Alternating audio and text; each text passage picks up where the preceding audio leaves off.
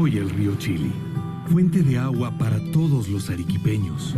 Sí, ahora me ves limpio y cristalino, pero alguna vez estuve así, o así, sí, muy mal.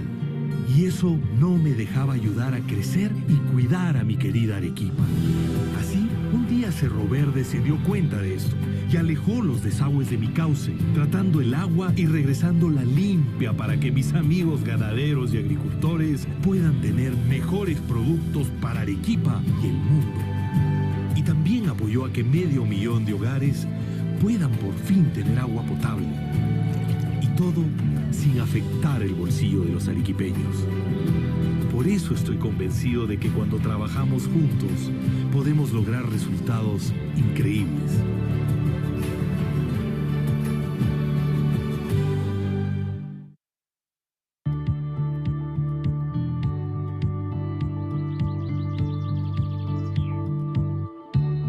Desde que amanece, nos levantamos con optimismo y motivación, porque conformamos la gran familia Poderosa. Hacemos crecer la región y el país, transformando la riqueza mineral en oportunidades de desarrollo. En Poderosa nos sentimos orgullosos de pertenecer a una sólida empresa y tenemos una sólida cultura de seguridad que nos permite regresar a casa con nuestras familias. Cada día fomentamos la innovación. Nuestros equipos de mejora desarrollan proyectos que han sido reconocidos y premiados. Somos una empresa responsable y nuestras operaciones son sostenibles y en equilibrio con nuestro entorno. Generamos valor para las comunidades con las que interactuamos. Aportamos para mejorar la educación, salud, saneamiento y desarrollo productivo del distrito de Patás y la región. Nos relacionamos con transparencia y buscamos ser un buen vecino. Mantenemos un ambiente libre de contaminación, implementamos buenas prácticas de economía circular y estamos enfocados en reducir nuestra huella de carbono. Desde nuestras oficinas administrativas y de la operación minera, en Poderosa somos mineros de corazón.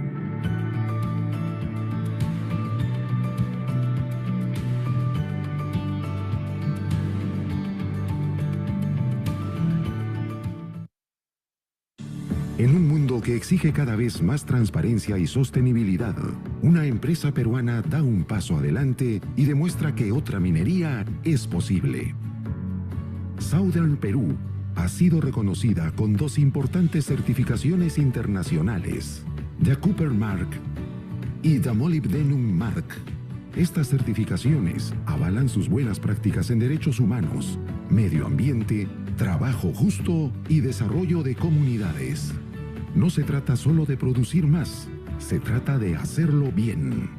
Minería con rostro humano, protección de ecosistemas, transparencia y trazabilidad en cada etapa.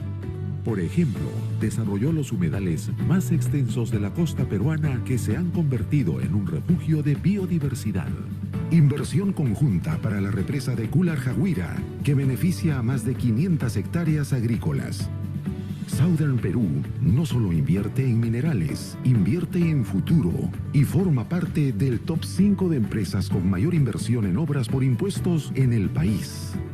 Cada proyecto ejecutado está alineado con los Objetivos de Desarrollo Sostenible de las Naciones Unidas.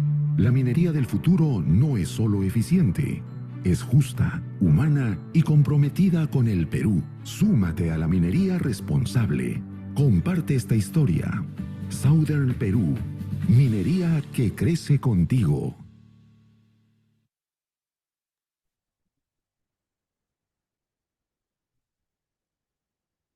Hola, ¿qué tal? Muy buenos días y gracias por acompañarnos en este nuestro primer seminario del año organizado por Comex Perú sobre el tema minería.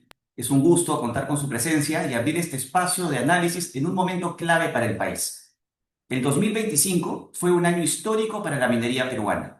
Las exportaciones mineras alcanzaron 58.683 millones de dólares, un crecimiento de 26.4% con el cobre y el oro concentrando el 82,1% de los envíos. Hoy, la minería representa el 10,4% del PBI, el 65,1% de las exportaciones totales y los tributos mineros superaron los 24.000 millones de soles, el 10,6% de los ingresos ordinarios del gobierno.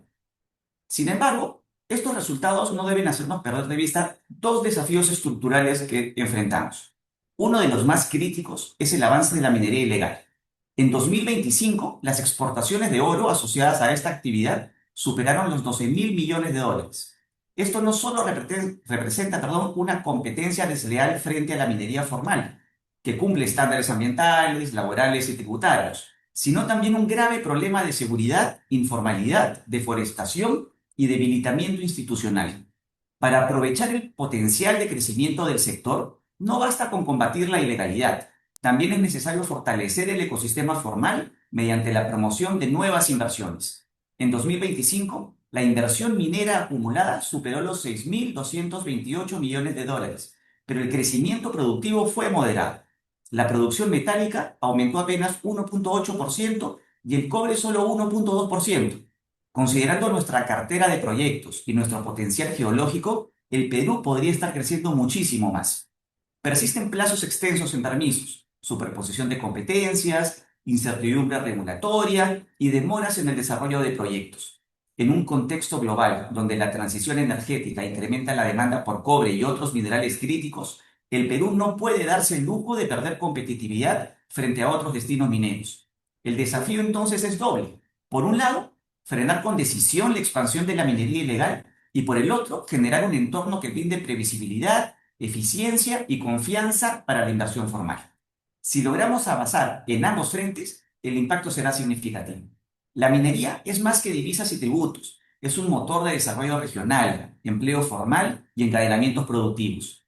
Este seminario busca contribuir a ese objetivo, analizar con evidencia los principales cuellos de botella, identificar reformas necesarias y debatir propuestas concretas para fortalecer la competitividad del sector minero formal. Iniciaremos con la charla magistral de Víctor Fuentes, él es gerente de políticas públicas del Instituto Peruano de Economía, quien nos compartirá una mirada actualizada sobre las tendencias globales de la minería y la amenaza de las economías criminales. Luego desarrollaremos dos bloques de conversación. El primero, dedicado a analizar estrategias contra la minería ilegal, y el segundo, enfocado en facilitación de la inversión minera. Finalmente, quiero agradecer a nuestros auspiciadores, Compañía Minera Cerro Verde, Compañía Minera Poderosa y Southern Perú, por hacer posible este espacio. Muchas gracias y damos inicio al programa. Víctor, te cedo la palabra. Muchas gracias, Jaime, por la introducción.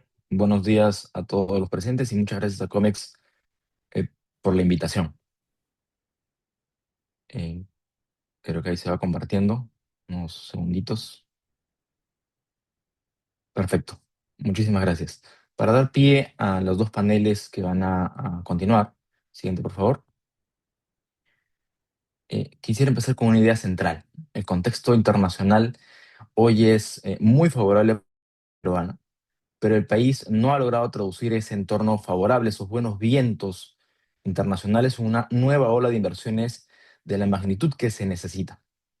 Esta lámina muestra esa brecha. Digamos, vamos a ver los precios de exportaciones de metales que permanecen en niveles altos, ¿no? Que es la línea azul, y vemos cómo al corto trimestre del 2025 se ubican casi 80% por encima de los registrados en 2011, durante el anterior superciclo. Es decir, tenemos los precios más altos en un escenario ideal. Sin embargo, la inversión minera ha perdido peso de manera importante. Pasó de representar alrededor del 4% del PBI en el primer trimestre del 2014, ¿no? a solamente 2,2% al cierre del 2025. Entonces, el problema no es geológico, el problema no es de disponibilidad de recursos, ni tampoco de falta de demanda global, de demanda internacional. El problema es que no hemos sido capaces de sostener esas condiciones para gatillar nuevas inversiones a tiempo. Y cuando eso, digamos, ocurre, no se traduce solamente en menor crecimiento económico, sino que además, digamos, debilita la actividad formal en el territorio y abre más espacio para economías ilegales. Siguiente, por favor. Y esto también lo vamos a ver en términos de producción. En el caso del cobre, el Perú pasó de producir 600.000 toneladas métricas finas en 2000 a 2,8 millones de TMF en 2025. Y esto es un avance importante, pero no responde a un proceso, digamos, acorde a su cartera, a su potencial, ¿no? Digamos, está bastante rezagada de lo que se pensaba, por ejemplo, hace 10 o 15 años en términos de la cartera y cómo es que la producción de cobre, por ejemplo, en el 2011 se proyectaba para inicios de 2020 superar las 6 millones de toneladas métricas finas. Entonces, hay un espacio muy grande para que esta producción, que digamos, si vemos la línea verde, ¿no? Lleva 3 años consecutivos virtualmente estancada, ¿no? Continúe creciendo, continúe esa senda de expansión y su aprovechamiento. En el caso del oro, la señal es un poco más preocupante todavía. La producción que se reporta ante el MINEM pasó de 157, digamos, de alrededor de 130 toneladas a inicios del siglo, ¿no? Llegó a un pico por encima de 200 toneladas hacia el 2000, 2004, 2005, y después ha tenido solamente una tendencia decreciente.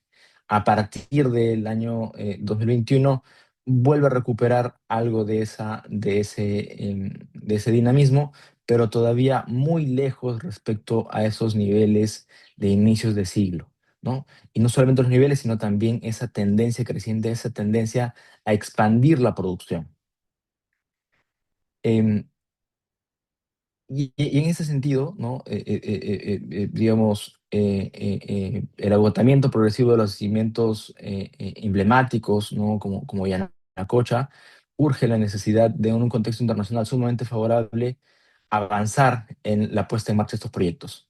Sin embargo, en la medida en que no despleguemos inversiones, digamos, el aprovechamiento de estos recursos puede tomar años, puede tomar décadas. Entonces, eh, em, eh, es sumamente importante imprimirle esa necesidad de premura para avanzar en un sector clave para la economía. Siguiente, por favor.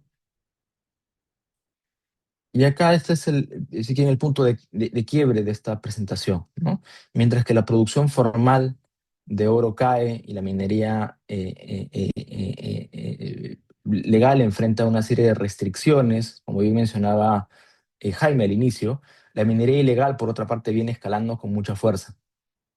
Desde el IPE estimamos que las exportaciones de oro de origen ilegal alcanzaron las 104 toneladas, es decir, por primera vez superaron 100 toneladas y prácticamente equiparan el volumen de exportaciones de origen legal, que llegaron, digamos, a un total de representar casi el 49,9% de todas las exportaciones de oro del Perú provienen de origen ilegal. El tamaño económico detrás de este volumen también da cuenta del problema, ¿no? En términos de valor, a finales de 2025 sumaron 11.500 millones de dólares. Eso equivale a 55% más que en 2024, 6,5 veces más el nivel de hace una década, con un claro avance en los últimos 2 años, ¿no? Entonces, pensando en lo que podría ser el 2026, si se mantiene la tendencia reciente en términos de volumen, de avance del volumen, y el precio del oro en los niveles récord que hemos visto en este inicio del 2026, no sería difícil pensar, no sería difícil proyectar que esta economía podría acercarse hacia los 14.000 millones de dólares por lo menos, ¿no? Entonces, no estamos frente a un fenómeno marginal, estamos frente a una economía criminal de escala nacional que se ve favorecida por precios extraordinarios, récord, y una capacidad estatal claramente insuficiente para poder contenerla. Siguiente, por favor. Ahora, esta expansión no es abstracta, ¿no? Es bastante concreta en términos territoriales. La minería ilegal avanza al menos de tres maneras. Primero, ocupa áreas restringidas para la minería, para cualquier tipo de minería, incluye áreas naturales, protegidas, zonas de amortiguamiento, reservas indígenas, zonas arqueológicas, ¿no? El caso más claro es probablemente el de Madre de Dios y Tambopata. Segundo, se superpone y se enfrenta a la minería formal en operación, como hemos visto los casos emblemáticos en Patás, ¿no? Y en tercer lugar, gana espacio en zonas donde el país no logró viabilizar los proyectos formales, como ocurre alrededor de Conga y Michiquillay, y también los Chancas y Akira en Apurímac. Este punto es importante porque, digamos, el costo de no desarrollar minería formal no es neutral, ¿no? Significa dejar de captar inversión, dejar de generar empleo, dejar de propiciar mejor espacio para la recaudación fiscal, sino que además significa dejar vacíos territoriales que luego son ocupados por redes ilegales. Desde el IPE hemos calculado que esta situación afecta a un total de 12.000 millones de dólares en inversiones de proyectos mineros en cartera. Entonces, es una situación compleja y que tiene aplicaciones bastante notorias. Siguiente, por favor. Ahora bien, buena parte de esta expansión ha ocurrido bajo el paraguas, bajo el amparo de un esquema que claramente no ha funcionado, ¿no? Que es el REINFO. Esta lámina nos muestra que los registros suspendidos se concentran justamente en regiones con mayor presencia de yacimientos auríferos, destacando, por supuesto, La Libertad, Madre de Dios y Arequipa, concentrando más de un tercio de los registros suspendidos y el 40% de los yacimientos de oro del país. Entonces, esto no es casualidad, ¿no? Refleja de alguna manera que este problema está claramente vinculando la geografía de los yacimientos y también con las fallas en el proceso de formalización. Em, Como todos sabemos, ¿no? Digamos, desde su creación hemos tenido más de 90.000 inscripciones, apenas una pequeña fracción logró el proceso de formalización, y antes del proceso de exclusión del año pasado, 8 de cada 10 registros estaban suspendidos, ¿no? Hoy, 9.000 de los más de 30.000 registros todavía permanecen en ese estado. Entonces, más que ordenar la transición hacia la formalidad del sistema, ha terminado prolongando este limbo que dificulta la distinción entre quienes se quieren formalizar, entre quienes son mineros pequeños y artesanales interesados en la formalización y quienes utilizan este paraguas para seguir operando y expandiendo la ilegalidad. Siguiente, por favor.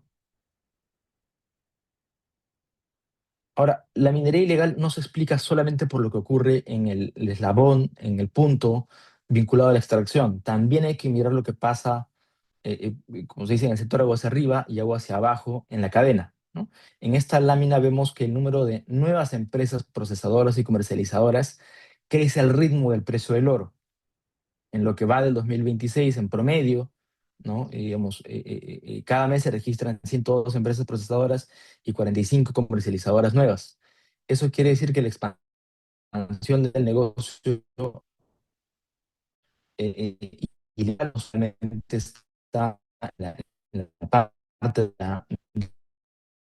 la extracción, sino también en ese sentido no es casualidad, ¿no? Digamos, cuando uno revisa los principales productores de oro, el top 25, el top 30 de empresas, de principales empresas productoras de oro, vamos a ver que cada vez hay más en el tiempo, ¿no? Digamos, empresas pequeña, que se supone que son de pequeña escala, entrando a la misma dimensión que empresas del régimen general, ¿no? Entonces, una estrategia seria tiene que priorizar la trazabilidad, lo vamos a hablar hacia el final de la presentación, ¿no? Pero acá recojo una idea de Raúl Benavides que nos parece clave, ¿no? Que está vinculada a la bancarización obligatoria de las transacciones mineras como un primer paso útil, ¿no? No resuelve el problema por sí sola, pero sí creemos que ayuda a seguir la ruta de los fondos y a concentrar la fiscalización en eslabones con mayor capacidad de compra, procesamiento del mineral. Siguiente, por favor. Ahora, digamos, la percepción también es bastante clara sobre la naturaleza del problema, ¿no? En la encuesta del IPE a principales economistas de enero del 2026, encontramos, después de encuestar a 77 especialistas, que el 93% de los encuestados señalaba que el principal impacto de la minería ilegal es la inseguridad ciudadana en general, el crimen organizado y la violencia, muy seguido, digamos, vinculado a la degradación de áreas naturales protegidas y a la afectación de la salud, ¿no? Esto importa porque, digamos, esto es clave porque la minería ilegal, ¿no? Digamos, si quieren, hay consenso de que la minería ilegal ya no es solamente un problema ambiental o productivo, ¿no? Es más visto como una amenaza a la seguridad y de manera cada vez más clara a la gobernabilidad de la región también. Y por lo tanto eso obliga a cambiar el enfoque de políticas públicas, ¿no? No basta con tratarlo como un tema sectorial, sino más bien requiere de un abordaje hacia una economía criminal que captura territorios, corroe instituciones y deteriora el entorno para la inversión formal. Siguiente, por favor. Digamos, la evidencia territorial confirma esta lectura, ¿no? Digamos, eh, en este caso voy a empezar por la derecha, pero digamos, en América del Sur el Perú aparece entre los países más afectados por la deforestación vinculada a la minería ilegal en los últimos 5 años con 46.000 hectáreas. Y si miramos los homicidios a la izquierda, ¿no? El patrón también es muy fuerte. Entre los 10 distritos con más homicidios del país en 2025 aparecen distritos mineros como Patá, Sananea y Nambari, ¿no? Con cifras largamente por encima del promedio nacional. Entonces, la minería ilegal no solamente destruye ecosistemas, también está profundamente vinculado con el crimen organizado, con la extorsión, el contrabando y la violencia. Por eso, digamos, minimizar el problema como si se tratara únicamente de un segmento informal de subsistencia no describe bien la realidad, ¿no? Hoy estamos frente más bien a una red con capacidad económica, logística y territorial lo suficientemente grande para desafiar la autoridad del Estado. Siguiente, por favor. Y en ese sentido, la siguiente pregunta es cómo está respondiendo el Estado, ¿no? Frente a este problema. Y la respuesta es parcial, ¿no? Por un lado, el presupuesto para la reducción de la minería ilegal ha aumentado, ¿no? Vamos a verlo a la derecha, ¿no? Eh, eh, eh, em, con una fuerte concentración en acciones de erradicación, ¿no? Por otro lado, el presupuesto de la formalización, ¿no? Más bien sí se ha venido reduciendo, ¿no? De 22 millones en 2025 a 15 millones en 2026. Hay una reducción importante, 37% solamente en el último año. Y ya, por supuesto, los recursos para fortalecer las direcciones de energías. Esto es importante porque la supervisión y fiscalización de buena parte de estas operaciones recae precisamente en las direcciones regionales. Eh, eh, eh, em, entonces, en la medida en que no se cuenta con KIVAS y con esta presencia de minería informal y ilegal, es difícil avanzar en esa tarea, ¿no? Entonces, no solamente importa cuánto se gasta, sino en qué capacidades se está invirtiendo, ¿no? Y hoy tenemos una respuesta todavía insuficiente, ¿no? Si quieren, una mayor interés en la reducción de la minería ilegal, pero con niveles muy bajos todavía, ¿no? A la derecha vamos a ver cómo el presupuesto para el 2026, ¿no? Si quieren, se ha multiplicado por dos en los últimos 2 años, ¿no? Pero en contraste, la minería ilegal se ha multiplicado mucho más rápido en ese periodo, ¿no? Siguiente, por favor.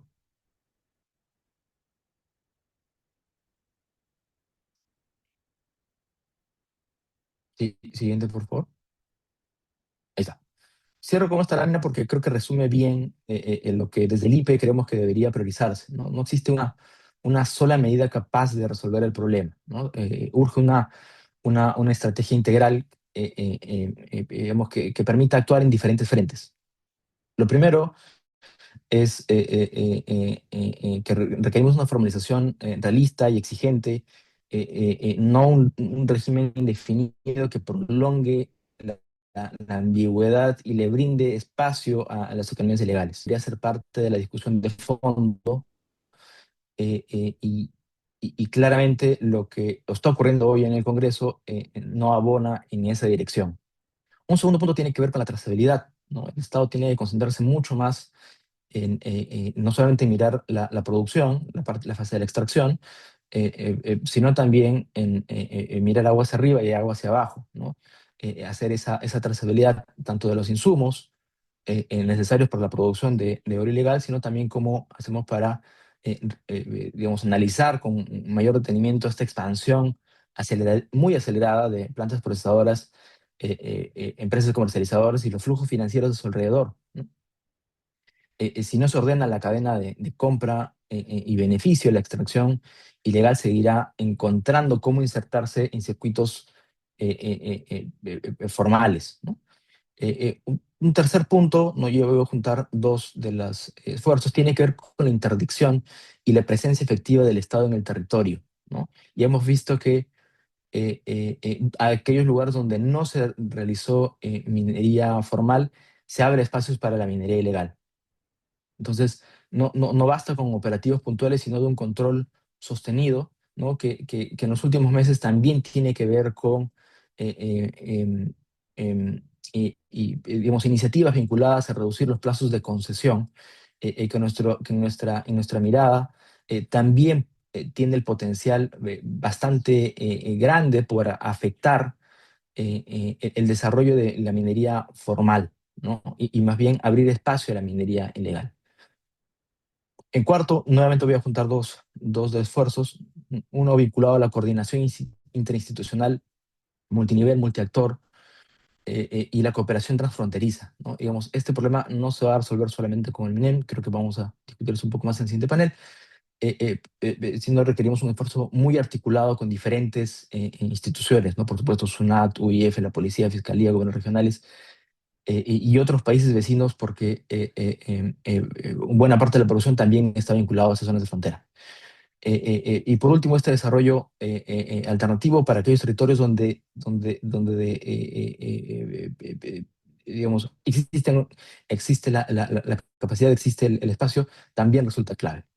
Ya para cerrar, justo a tiempo, el Perú enfrenta una expansión de economías criminales que aprovechan los precios altos y la falta de eficiencia del Estado, eficacia del Estado para poder controlar esta actividad ilegal, ¿no? Entonces, es importante exigir cómo hacemos para cerrar estos espacios de impunidad, recuperar, aumentar la trazabilidad y fortalecer la capacidad del Estado para sostener su presencia y el control. Muchísimas gracias. No, gracias a ti, Víctor. Gracias por comentarnos, vamos a hacernos un bosquejo sobre la situación y aparte, plantear algunas propuestas, ¿no? De cara a cómo enfrentar la situación y eso creo que nos pone en una muy buena posición como para dar pie al primer bloque, ¿no? Que justamente tiene que ver con estrategias para enfrentar la minería ilegal. Y para eso les quisiera pedir que prendan sus cámaras a nuestros panelistas. Ellos son Julia Torreblanca, que es presidenta de la Sociedad Nacional de Minería, Petróleo y Energía y vicepresidenta senior de Asuntos Corporativos de Sociedad Minera Cerro Verde. Está el ingeniero Marcelo Santillana, gerente general de Compañía Minera Poderosa, y el señor Rodolfo García Esquerre, que es el alto comisionado para el combate de la minería ilegal de la PCE. Les agradezco muchísimo. Como verán, tenemos un panel de lujo justamente para hablar de este tema tan importante, ¿no? Y de repente, para comentarles la mecánica para los oyentes, va a ser una primera pregunta general para los tres y en un segundo momento de repente podremos hacer algunas preguntas puntuales a cada uno de ellos, ¿no? Entonces, La primera pregunta general que les planteo es esta, ¿no? Y como introducción les comento esto. En los últimos años, la minería ilegal ha dejado de ser un fenómeno focalizado para convertirse en una economía ilícita de gran escala, con impactos crecientes en la seguridad, el ambiente, la institucionalidad y el desarrollo territorial. En 2025, el valor de las exportaciones de oro ilegal habría superado los 12.000 millones de dólares, como dijimos inicialmente, evidenciando esto, obviamente, la magnitud y complejidad del problema. Desde sus respectivas perspectivas, ¿cuáles consideran que son los principales factores, ya sea económicos, institucionales y territoriales, que han permitido la expansión de la minería ilegal en el Perú en los últimos años? De repente podemos comenzar con usted, ingeniero Santillana. Gracias, gracias por la invitación de COMEX. Gracias a ti y a Víctor Fuente por su presentación. Y para ser rápidos, y porque el tiempo nos gana, los económicos ya todos lo sabemos, ¿no? A 5.142 dólares la onza, yo creo que la minería ilegal va a seguir y esos 12.000, que son la mitad de producción de oro legal en el Perú, va a seguir creciendo. Y las plantas y las procesadoras y los vendedores van a tratar de legalizar esa venta de oro con la corrupción que hay en el país, ¿no? Que le van a dar el permiso para que ellos formalicen ese oro. Después tenemos las instituciones. Yo no puedo sacar un estudio de impacto ambiental si no paso 5 años para obtenerlo. No puede ser. No puede ser que yo quiera producir más oro y tenga que tener que pasar por 5 años de permisología. Y la territorialidad es, para mí, es una suerte de trazabilidad. ¿Cómo puedo yo saber que el mineral que saco no lo trata una planta?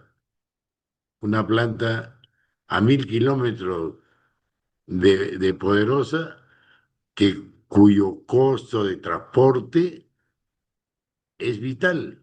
Para mí, transportar mineral de una planta, de una mina a una planta, 25 kilómetros, es vital. Si no lo abarato, pierdo.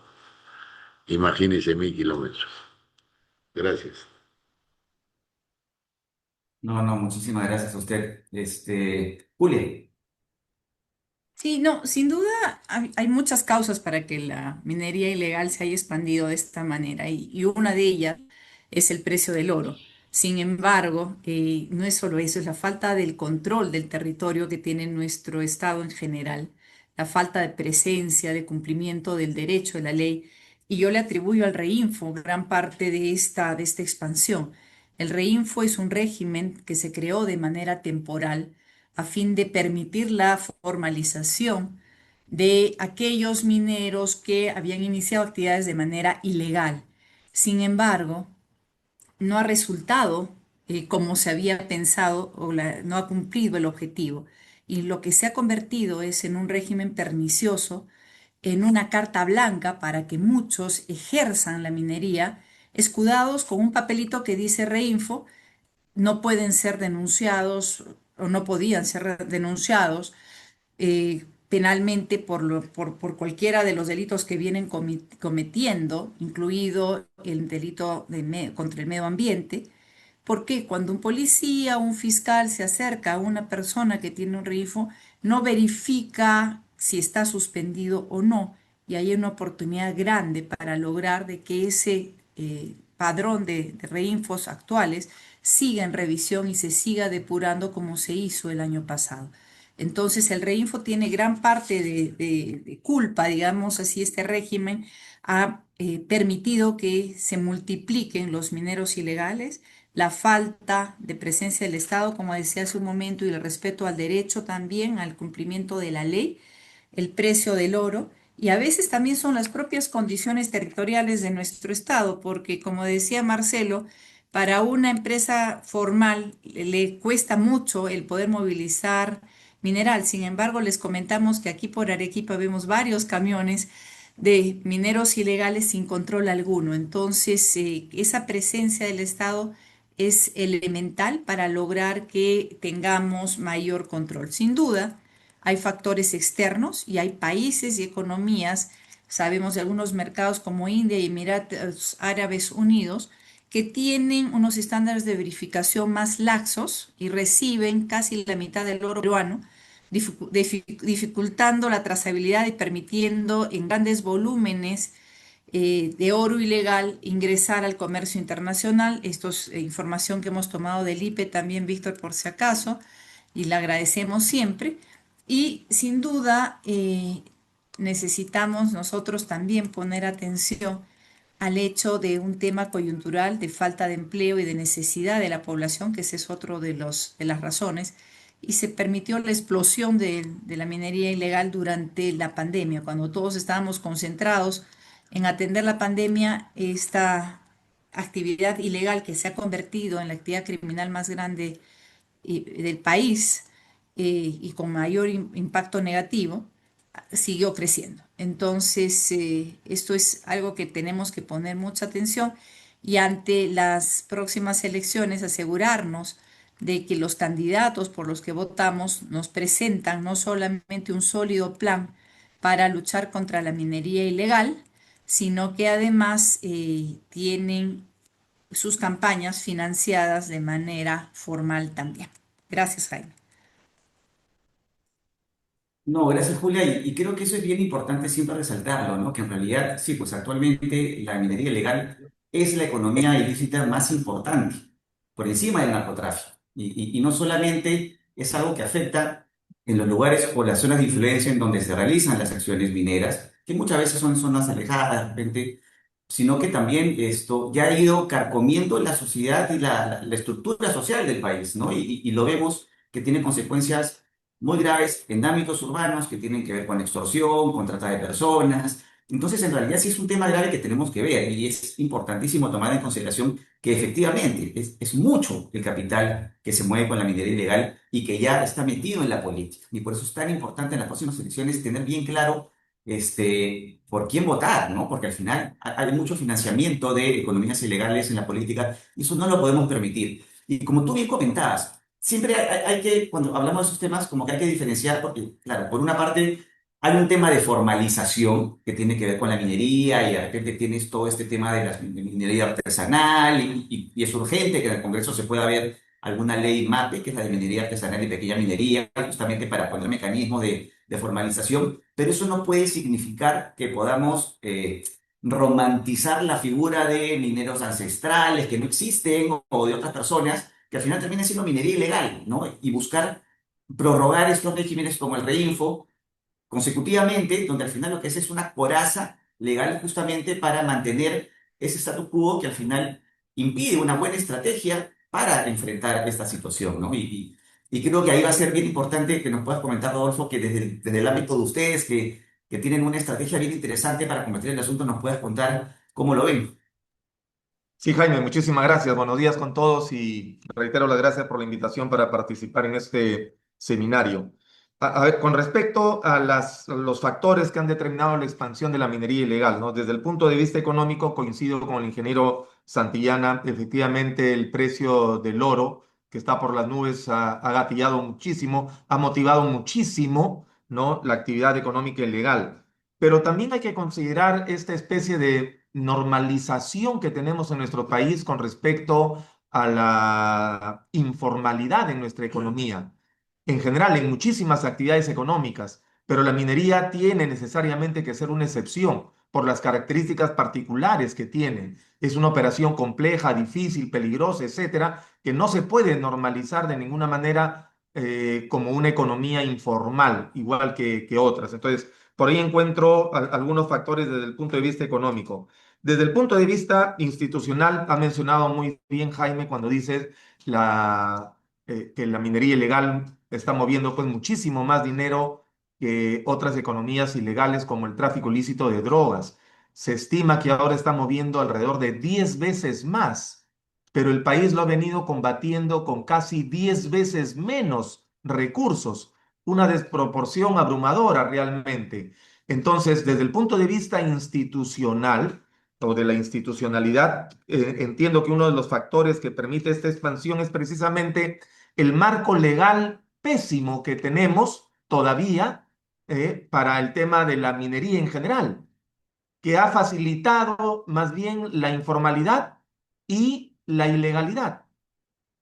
Felizmente se han conseguido algunos resultados ya, como el decreto legislativo 1695, ¿no? Que ha incluido otras actividades de la cadena de valor de la minería, pero no es suficiente todavía. Ahí tenemos una base legal que es realmente muy mala para combatir la minería ilegal y muy buena para la informalidad y la ilegalidad.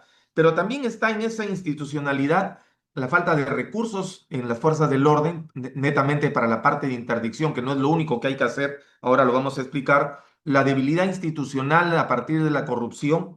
Y desde el punto de vista territorial, acá hay algo para destacar, ¿no? Es importante la presencia del Estado, no solo con fuerzas del orden, sino llevando desarrollo, economías alternativas, que es parte de nuestra propuesta, pero no es sencillo en nuestro país y ahí hay un factor también que no podemos dejar de lado. Nuestras características geográficas, nuestras características climáticas y meteorológicas, que son dos cosas diferentes, hacen que la presencia del Estado sea realmente complicada, sumada a la escasez de recursos, ¿no? Eso por ahora, desde el punto de vista de estos tres aspectos como factores que han permitido la expansión de la minería ilegal. Muchas gracias. No, gracias a ti, Rodolfo. No, sin duda es un tema complejo. Y en esta segunda parte me gustaría hacerle unas preguntas con temas puntuales, ¿no? Y comenzaríamos otra vez con el ingeniero Santillana.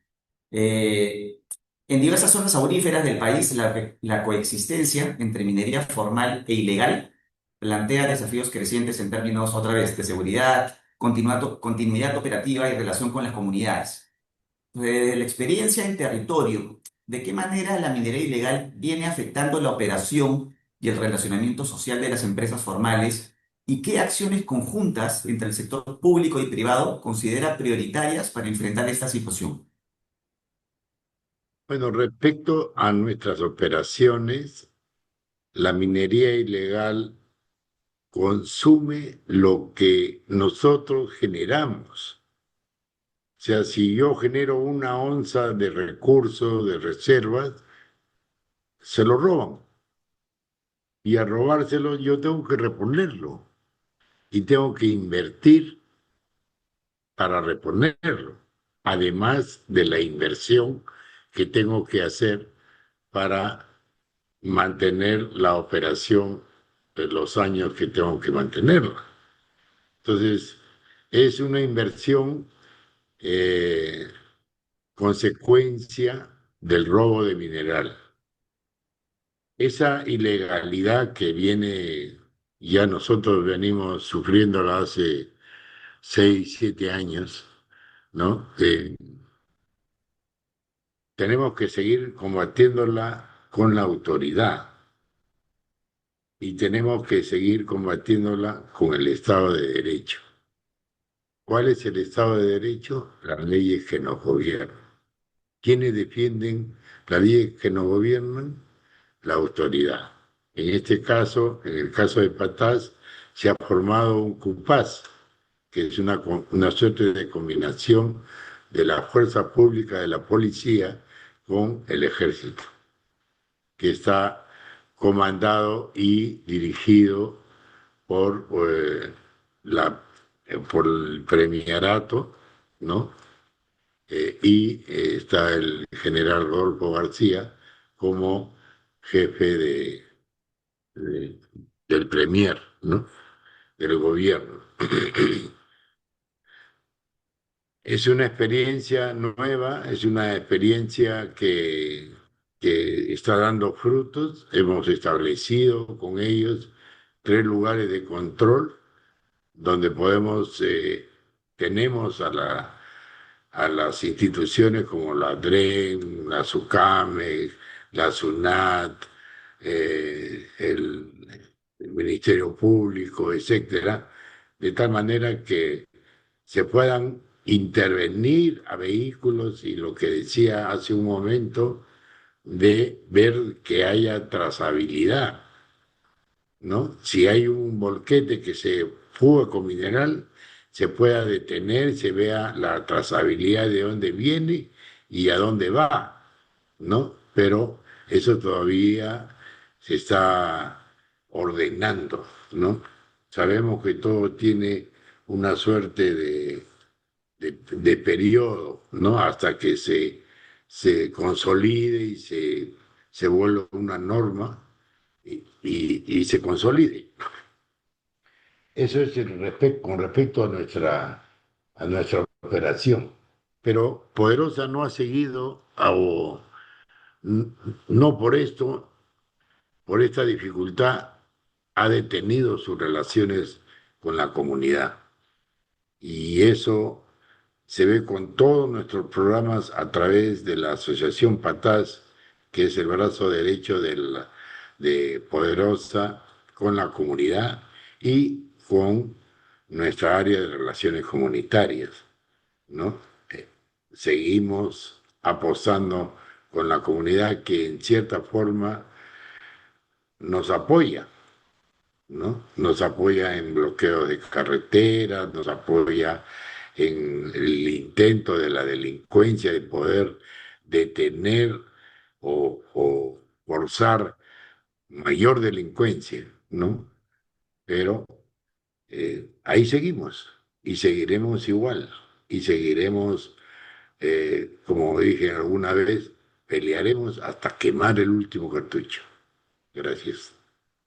No, gracias, ingeniero. Y creo que es muy importante lo que comenta, y yo soy testigo de primera mano, por ejemplo, del gran trabajo que hace Compañía Minera Poderosa con las comunidades, incluso también en el caso de Cerro Verde y otras mineras más, ¿no? Siempre esa expresión maniqueísta por ejemplo, oro sí, oro no, agro sí, son falsas, ¿no? Al final hay mucha complementariedad entre la minería y la agricultura y otras actividades económicas que pueden coexistir perfectamente y lo hacen, ¿no? Es más, yo siempre he comentado que en realidad las comunidades deberían ser naturalmente el principal frente de defensa de las mineras, porque al final esos mismos pobladores que forman parte de las comunidades reconocen o deberían reconocer que la minería justamente por lo que significa, por el impacto económico que genera en la localidad, genera los recursos para que estas personas puedan tener centros educativos, puedan haber postas de salud, en fin, infraestructura básica para recibir servicios oportunos y de calidad. Que claro, hay una competencia de las autoridades regionales y municipales para que ejecuten esos recursos de la manera correcta, pero en realidad el poblador debiera ser orgulloso de su mina, que es la que genera ese desarrollo económico en la localidad, ¿no? Y eso creo que tiene que haber un trabajo mucho más fuerte por parte del gobierno y de otras instancias, justamente para insistir, ¿no? En la importancia de que la gente se dé cuenta de esto, ¿no? Y claro, porque con la creciente ilegalidad también en el sector, el problema está que eso también genera empleo, ¿no? Y muchas veces van a haber muchas personas de las comunidades que al final se van a terminar beneficiando económicamente también de esta generación de economía ilegal. Y eso es lo que justamente es parte del gran reto para evitar que eso suceda, ¿no? Muchas gracias, ingeniero.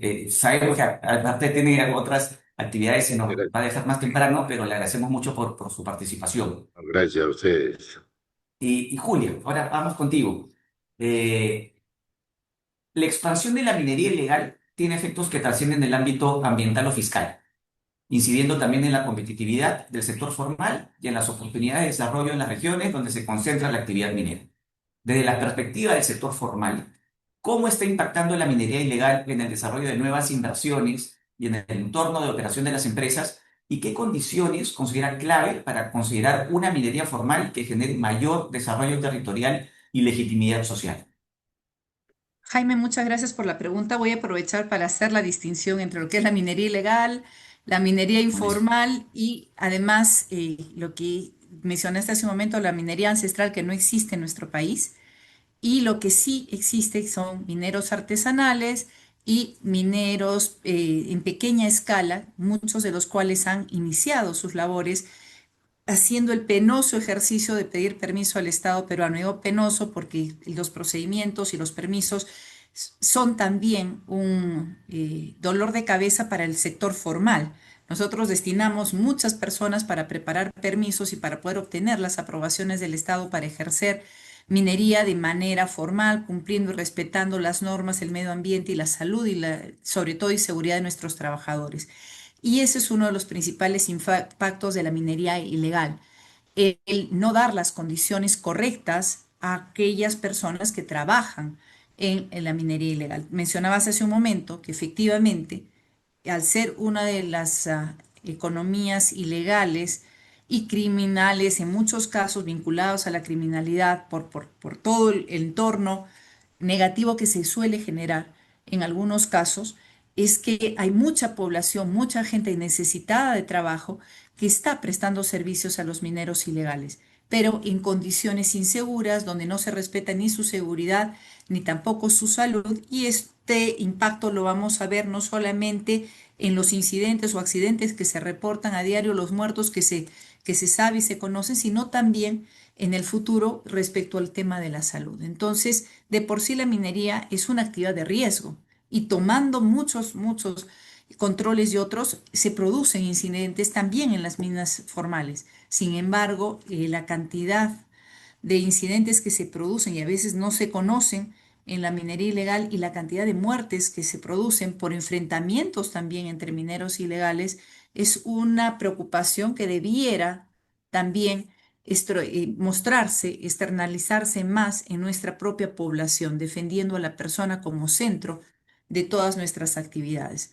Desde la perspectiva del sector formal, la expansión de la minería ilegal está generando un entorno operativo cada vez más complejo por lo que estoy comentando. En primer lugar, afecta la competitividad y la viabilidad de las inversiones porque introduce un riesgo adicional al que ya presenta nuestro país en aquellas zonas donde operan o podrían operar proyectos mineros formales, porque tener la vicisitud de saber si es que las concesiones propias van a ser invadidas y no tenemos nosotros como empresas formales mecanismos para defender nuestras propias concesiones porque la Policía Nacional del Perú o porque el gobierno en general no cuenta con los recursos o no actúa en los casos que se le solicita, genera esta incertidumbre. En regiones como La Libertad, Madre de Dios y la propia Arequipa, donde se concentran altos índices de minería ilegal, justamente porque tienen también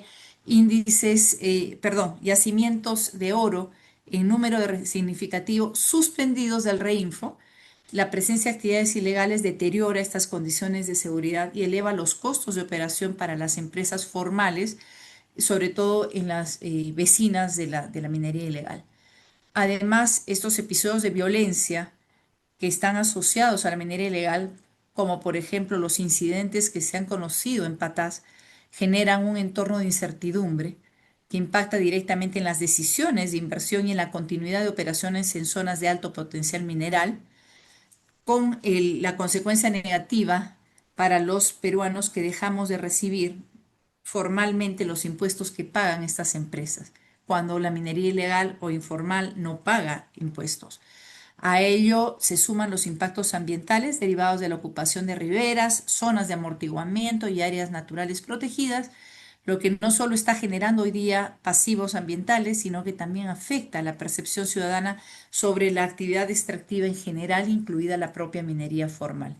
Entonces, para avanzar hacia una minería formal que realmente contribuye al desarrollo territorial, es fundamental fortalecer la presencia del Estado como se viene haciendo en los últimos meses, llamémosles así. Necesitamos tener una nueva ley MAPE que pueda recoger lo que funcionó en la Ley General de Minería y siendo ya una norma más ágil y moderna, pueda también permitir que aquellos mineros que realmente quieren formalizarse y que cuentan y cumplen con los requisitos mínimos para hacerlo, puedan empezar sus operaciones o continuarlas de manera formal. Entonces necesitamos que la Comisión de Energía y Minas de este gobierno y del siguiente puedan, ojalá, terminar de revisar los puntos que en una mesa de trabajo convocada por el Premier en el mes de julio del año pasado, eh, mineros en proceso de formalización, autoridades, minería formal, Instituto de Ingenieros de Minas, Sociedad Nacional de Minería, entre otras autoridades y todos los ministerios representados, pusimos ya 12 puntos que tienen que ser incorporados en esta ley MAPE como una base ya consensuada para poder agilizar su aprobación. Entonces, ojalá tomen en cuenta estos acuerdos y puedan priorizar la ley MAPE a la brevedad posible. Es fundamental de que los mineros puedan, pequeños o artesanales, puedan desarrollar sus actividades de manera formal por todas las condiciones inapropiadas que podrían generarse, como hemos mencionado antes, si no es el caso. Entonces, esta ley MAPE debe tener, sí, obligaciones sencillas de cumplir respecto a la seguridad, la protección del medio ambiente, la salud de los trabajadores, pero también permitir la trazabilidad del mineral y tener la fiscalización tanto de Ocinermin como OEFA, no tanto como para multar a la gente, sino permitir el periodo de adecuación para que cumplan con esta nueva ley MAPE y puedan pasar al lado legal, ayudando a que la actividad minera siga contribuyendo no solamente a los distritos, a las provincias, a las regiones, sino al país en general. Entonces, ¿qué necesitamos? Trazabilidad sin duda. Ya lo ha dicho y ha resumido muy bien Víctor, que las plantas de beneficio son el cuello de botella donde para muchos podría ser la gran oportunidad de lograr vincular el producto que sale de la planta de beneficio de aquellas concesiones mineras que todavía no terminen de formalizarse y lograr así que tengamos a más mineros formales que contribuyan con beneficios y orden a nuestro país. Y quisiera comentar, Jaime, que la gran oportunidad ahí es de todos los peruanos, porque al tener más minería formal, mejores trabajadores capacitados, cuidados y además el medio ambiente protegido, tenemos un mejor entorno y tenemos también más recursos para que nuestras autoridades, ojalá con el asesoramiento adecuado, puedan invertir esos recursos en cerrar brechas que tanto se requieren en nuestro país. Y ya les he comentado que en Arequipa tenemos al puente Uchumayo, que está cerrado aparentemente por un mes y hay caos total. Esto afecta a todas las industrias, afecta no solamente a la minería, afecta a la agricultura, afecta a los pasajeros, al transporte, al turismo. Entonces tenemos que asegurar que estos recursos que venimos generando, las actividades formales como la minería, se invierten adecuadamente y para eso reitero lo que vengo diciendo, la presencia del Estado de manera efectiva es primordial. Muchísimas gracias. No, gracias a ti, Julia. Y sí, totalmente de acuerdo con eso. Justo lo comentamos al comienzo, ¿no? La importancia que tiene la minería en la economía del país es grandísima. Es una de las principales, si no la principal actividad económica, es la principal actividad de exportación por lejos. Y claro que genera muchos recursos, ¿no? Ahora en la etapa electoral vamos a ver, como ya lo vemos, venimos escuchando muchos mensajes sobre que la minería no deja recursos, que no se recaudan, y todo lo contrario. Al final no solamente por impuesto a la renta, sino hay canon, sobrecanon, regalías, son muchos recursos que deja el sector justamente para que puedan ser invertidos en este cierre de brechas. Lo que debemos exigir es justamente que las autoridades ejecuten correctamente, ¿no? Y sin duda, lo que necesitamos es mayor inversión.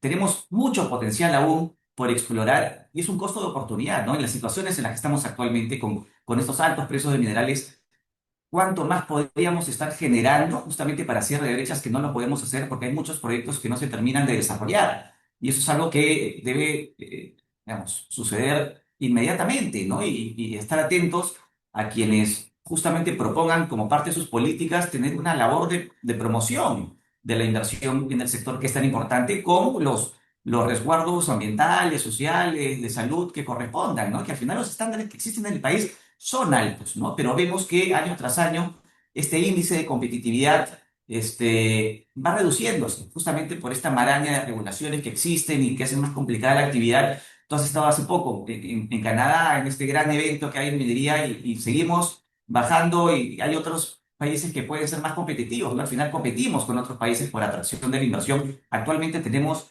a los principales operadores mundiales del sector ya invirtiendo en el país y podrían haber más, y muchas empresas nacionales también, ¿no? Eso deberá impulsarse, ¿no? Y tener bien, ser bien consciente que este tipo de acciones, o por lo menos omisiones del Estado, porque ya sea por la minería ilegal o por otras circunstancias que comunidades paralicen desarrollos mineros, al final puede repercutir en el país. Ya hemos visto laudos internacionales, por ejemplo, del CIAI, con casos recientes, con multas multimillonarias que las tiene que pagar el Estado peruano y por ende nosotros, los contribuyentes, justamente porque el Estado no ha sido capaz de poner las cosas en orden y proteger las inversiones, ¿no? Entonces, hay que siempre tener mucha conciencia de esto para exigir a los gobernantes que efectivamente pongan o se concentren en estas cosas importantes que debieran hacerse para beneficio del país.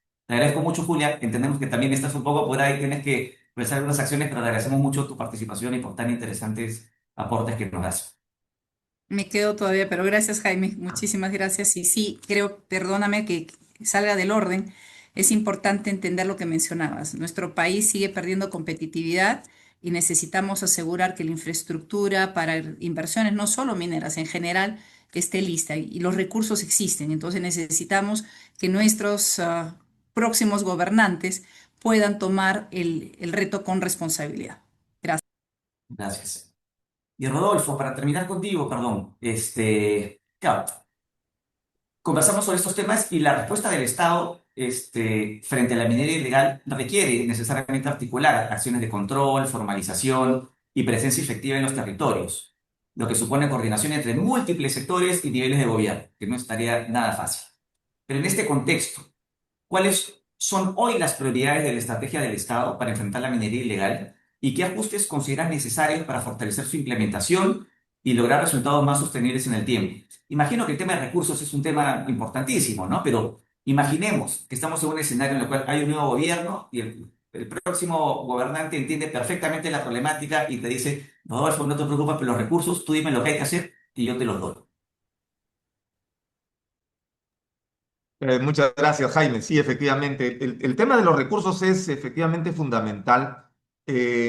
A pesar del incremento que tenemos ahora con respecto al año pasado, a los años anteriores, hay la necesidad de utilizarlos de la mejor manera, de racionalizar el uso de los recursos. Estamos trabajando ahora con respecto a ver la forma de sumar esfuerzos, por ejemplo, con la lucha contra el tráfico ilícito de drogas o la erradicación de hojas de coca, donde hay espacios de territorio donde las intervenciones pueden ser de manera simultánea, utilizando los mismos recursos humanos, logísticos, medios aéreos, etcétera. O sea, ver la forma de racionalizar el empleo. Ahora, con respecto a las prioridades del Estado, permíteme por favor solamente a manera de introducción tocar dos temas. Primero, el Estado. Acá se necesita una respuesta del Estado peruano, no es solo el Ejecutivo, trasciende al Ejecutivo. Acá tenemos que involucrar al Poder Legislativo, al Poder Judicial, la sociedad civil, los medios de comunicación, en general, ¿no? Las organizaciones no gubernamentales, ambientalistas, la población misma que se va a reflejar en el voto, como ya lo mencionó Julia en algún momento. Entonces, tenemos que entender que este es un problema de Estado, no es un problema de una parte del Estado, solo del Ejecutivo. Además, de verdad me siento muy contento de encontrar muchas coincidencias, por ejemplo, con lo que en su momento planteó Víctor en su última diapositiva, estos 7 aspectos, ¿no? Sobre los esfuerzos a priorizar, está perfectamente alineado con el concepto que estamos manejando ahora. Y mira, solamente para resaltar, en un mes voy a cumplir 2 años trabajando con este encargo. Y tengo que reconocer que han habido ya algunas cosas que han cambiado significativamente. Con toda seguridad, no en la medida que todos quisiéramos, no en la medida que se necesita, pero hay que resaltar algunas cosas. Por ejemplo, hoy tenemos una estrategia nacional para la reducción e interdicción de la minería ilegal, con 7 ejes que están bien definidos, que es vinculante, aprobada con decreto supremo. Hoy tenemos, como repito, mayor presupuesto que los que hemos tenido en los últimos años. Hoy tenemos un modelo que se está aplicando que es el de PATAS y que va a mejorar en la medida que los procedimientos de trazabilidad, utilizando el sistema interoperable que debe terminar el Ministerio de Energía y Minas dentro de poco, nos va a permitir ser bastante más eficaces en la trazabilidad del material minero, de todo lo que sale de esa zona, pero también de lo que ingresa, el control de lo que ingresa, de los explosivos, de los combustibles, de la maquinaria, de los insumos químicos, etcétera. Hoy tenemos en proyecto ya se aprobó que se va a formar un grupo de trabajo para formular una nueva estrategia, que es para recuperar el ambiente en zonas afectadas por la minería ilegal, pero con dos condiciones, con desarrollo y con economías alternativas, ¿no? Me parece que es importante resaltar eso. Hoy tenemos 50.000 reinfos menos, que el año pasado se excluyeron. Eso fue una acción muy importante desde el Ejecutivo que felizmente se sostuvo, ¿no? Y se sostuvo después en el Legislativo también, y que ha reducido el universo de los reinfos que podrían formalizarse a algo más de 31.000.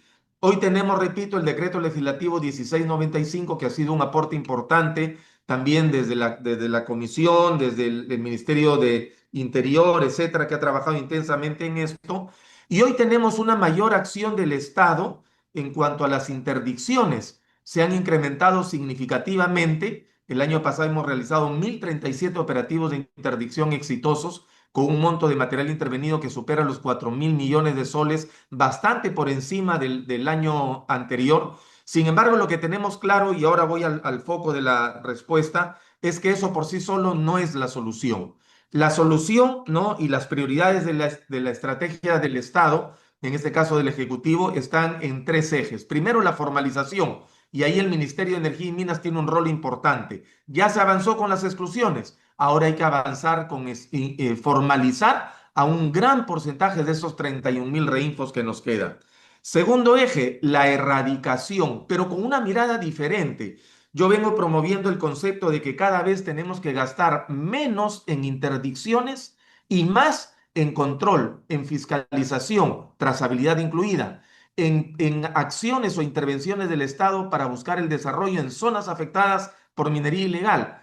Y, por ejemplo, la inversión privada tiene un rol importante también en la promoción de economías alternativas en aquellas zonas afectadas por la minería ilegal. En la Amazonía, por ejemplo, en Amazonas, en el río Santiago, el Plan Binacional está trabajando algunas cosas muy interesantes con el gobierno regional, que si eso lo vinculamos al concepto general de combate contra la minería ilegal, va a funcionar. Se está trabajando ahí conectividad energética, conectividad fluvial. Estamos ingresando ahora para ver conectividad aérea también con operaciones aéreas de los hidroaviones de la Fuerza Aérea del Perú, etcétera. Entonces, hay intervenciones que van a servir allí, ¿no? En este eje de la erradicación, pero con una mirada diferente, con una mirada ya no solamente ir a interdictar, sino de quedarse las fuerzas del orden allí para poder normalizar después el tema de la trazabilidad, del control, de la fiscalización, ¿no?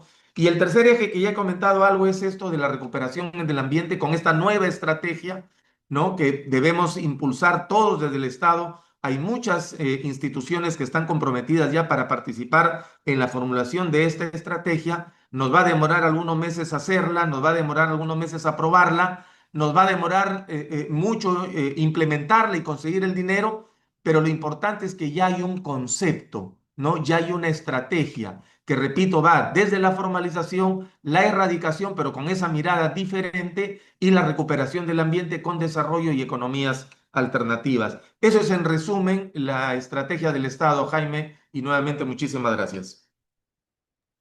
No, las gracias a ti, Rodolfo, y felicitaciones por estos 2 años y por el trabajo que vienes realizando. Es un trabajo complejo, difícil, riesgoso, pero muy importante. Y te agradecemos mucho por tanto a ti como a tu equipo por lo que vienen realizando.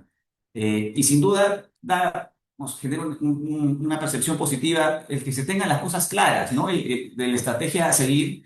Y claro, lo que falta es que esto tenga pues un correlato al más alto nivel, ¿no? Para que esto realmente se dé, sobre todo porque, como tú bien dices, esto no depende solamente de un sector, ¿no? Sino que justamente es una acción conjunta donde hay mucha articulación multisectorial y por lo tanto se requiere que desde Presidencia, PCM, son los que lideren este asunto y que puedan empoderar a tu autoridad, ¿no? Para que justamente se puedan realizar estas acciones con los recursos que sean necesarios, ¿no? Y ojalá que eso se pueda dar.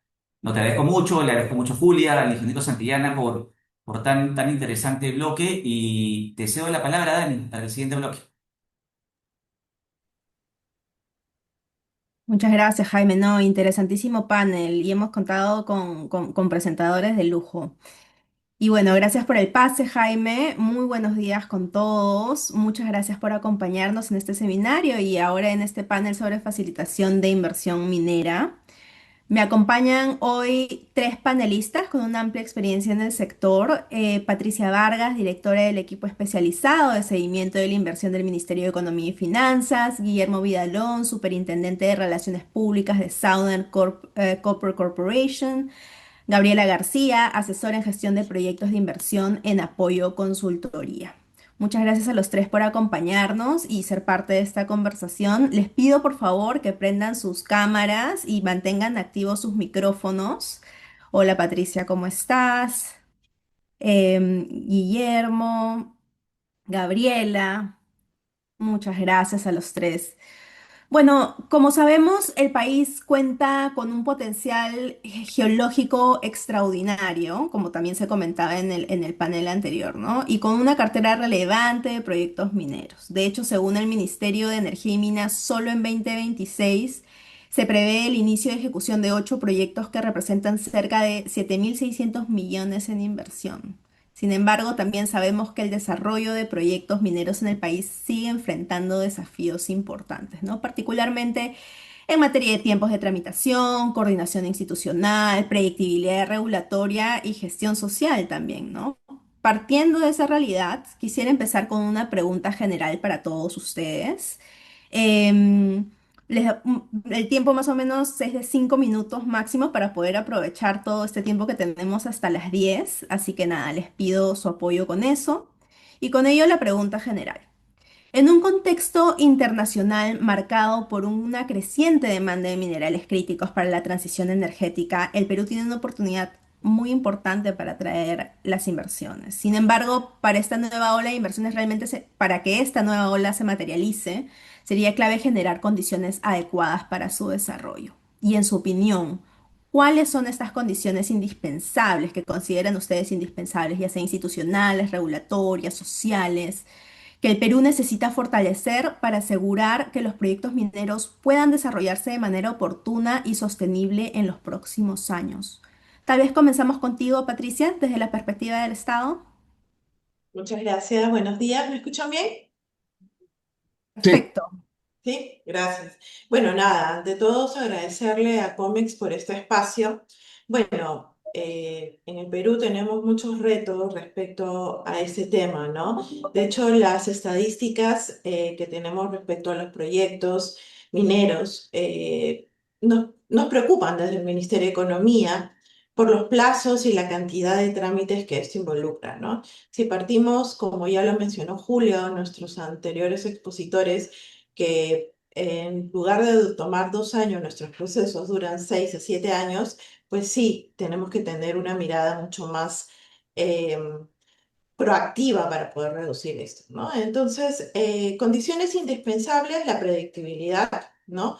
La articulación, como también se mencionó, necesitamos mejorar la articulación entre las diferentes instituciones que están involucradas en el desarrollo de los procesos.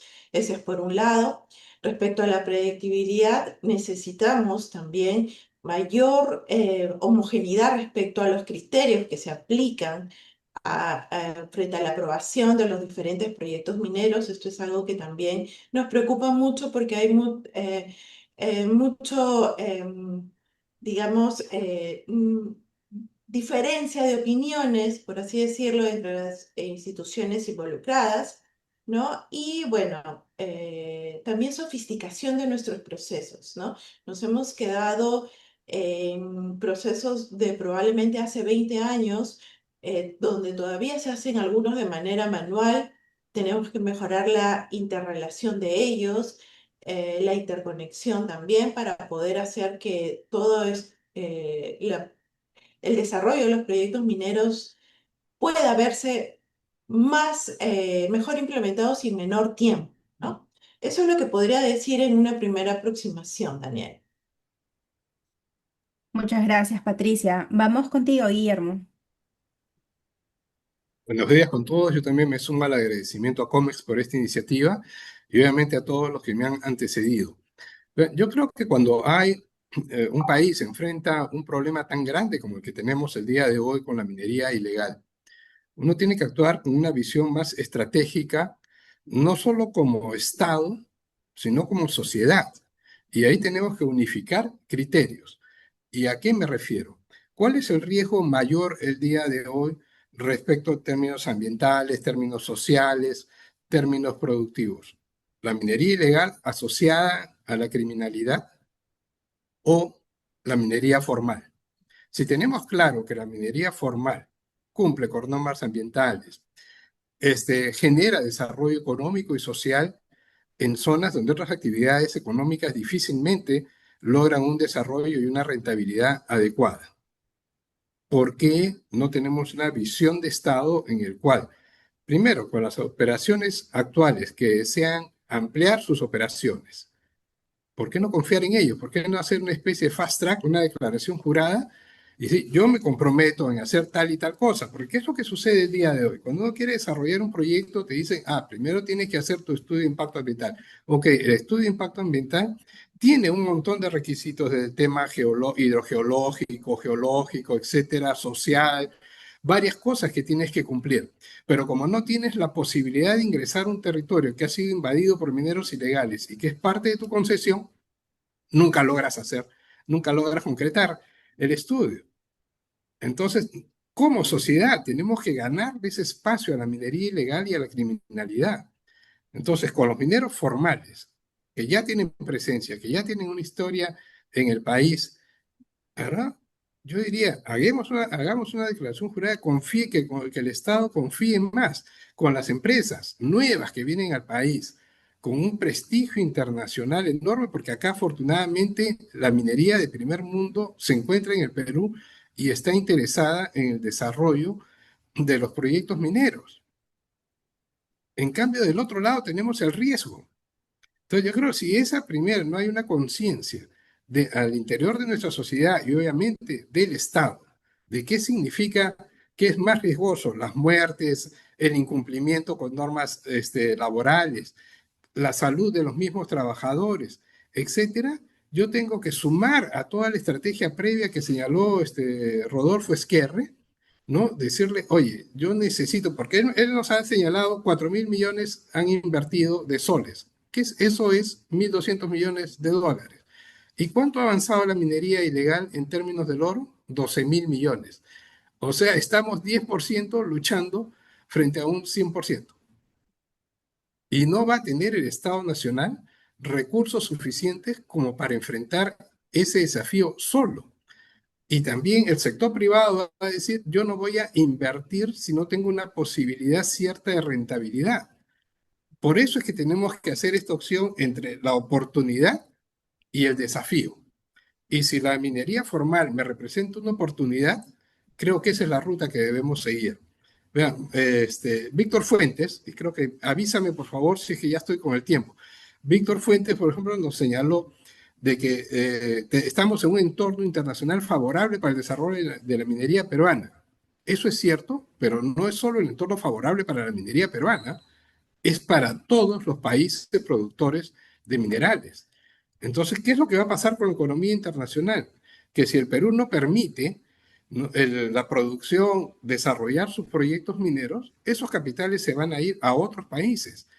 No es en vano que hemos perdido el segundo puesto de productor mundial de cobre. Lo hemos perdido porque otro productor, en este caso la República del Congo, ha ingresado y a producir más. Entonces, si nosotros nos complejizamos y encima permitimos, toleramos la presencia de la minería ilegal y su expansión, el riesgo va a ser mucho mayor. Entonces, yo creo que invito a una reflexión en ese sentido, no solo al Estado, sino, como les digo, a la sociedad peruana en general.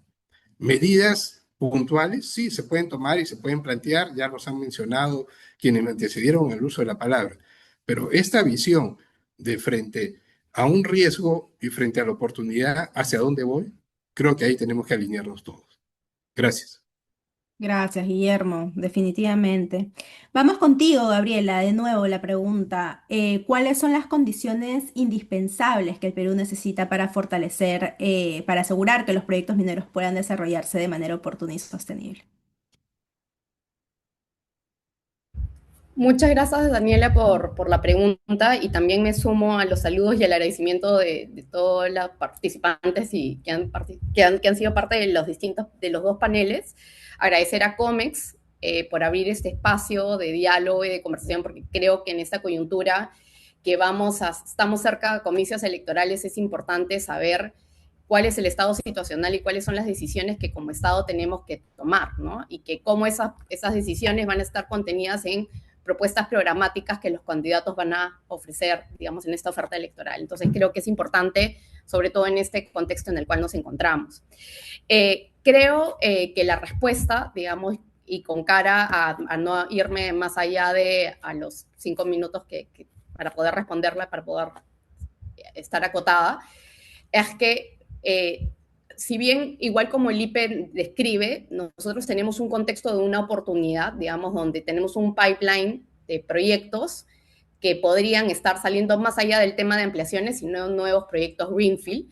Tienes un contexto internacional favorable con el precio del oro, el precio por los aires, tenemos ventajas comparativas, tenemos 9 de los 17 metales críticos, ventajas geográficas, cash and cost mucho más bajo, que nos podrían hacer mucho más competitivo y poder liderar los rankings que ya de manera muy, sin mucho costo, ya lo estamos liderando, ¿no? Liderando el cobre, liderando distintos de los 9 y 17 metales críticos que nos permitirían estar liderando esta ola de la transición energética. Pero también el IPE nos presenta una mirada de, si bien tienes una oportunidad, también si no estableces estas reformas o actuaciones del Estado, digamos, al más alto nivel, de manera sostenida, reformas institucionales, pues esa ola la vas a perder. Y no solamente la vas a perder, porque es lo que menciona, en que me parece importante el llamamiento de Víctor, es que hay un copamiento de una economía ilegal que, digamos, ya está tomando control en estas zonas donde proyectos que no pudieron ser desarrollados por temas de permisología, por costos de cumplimiento, ya están estando penetrando en esa, no solamente tienes proyectos que como Estado no dimos los incentivos o las facilidades adecuadas, sino que ya este espacio está siendo copado por otros, ¿no? Entonces, eso nos llama a la acción en tres ventanas, ¿no? Hay una primera ventana donde nos hablan de la cantidad de costos de cumplimiento que el Estado tiene que realizar. Hay una calidad normativa, no solamente en diseño normativo, sino en eficacia normativa, y ahí viene un poco de cómo este capital humano tiene que ser no solamente calificado y tener las capacidades idóneas para ejercer esa función, sino que en dotación y también en que haya un convencimiento de que ese capital humano esté dirigido al cumplimiento de objetivos institucionales. Y ahí viene un poco en cómo, como Estado, que también lo ha mencionado Rodolfo Esquerra y lo ha mencionado también Julio y lo ha mencionado también Patti ahorita en la exposición, cómo esa visión tiene que ser transversalizada. La facilitación del Estado no puede ser vista desde una mirada de mesa de partes. Tiene que ser una mirada que impregne cada una de las actuaciones y no desde una mirada asilada, sino que si bien en este check and balance, donde tú vas a tener entidades del Estado que van a ejercer su función pública, esa función pública no puede perder la perspectiva, como otros países en el mundo lo han hecho, de tener bien claro el norte y cuál es, si queremos liderar, pues todos tenemos que ser parte de esa actuación. Entonces, eso va desde decisiones administrativas, eso va desde la responsabilidad del funcionario público en brindar la asistencia y no tener actuaciones que pueden ser asumidas como obstruccionistas o ideologizadas en antagonizar la inversión privada con determinada actividad minera.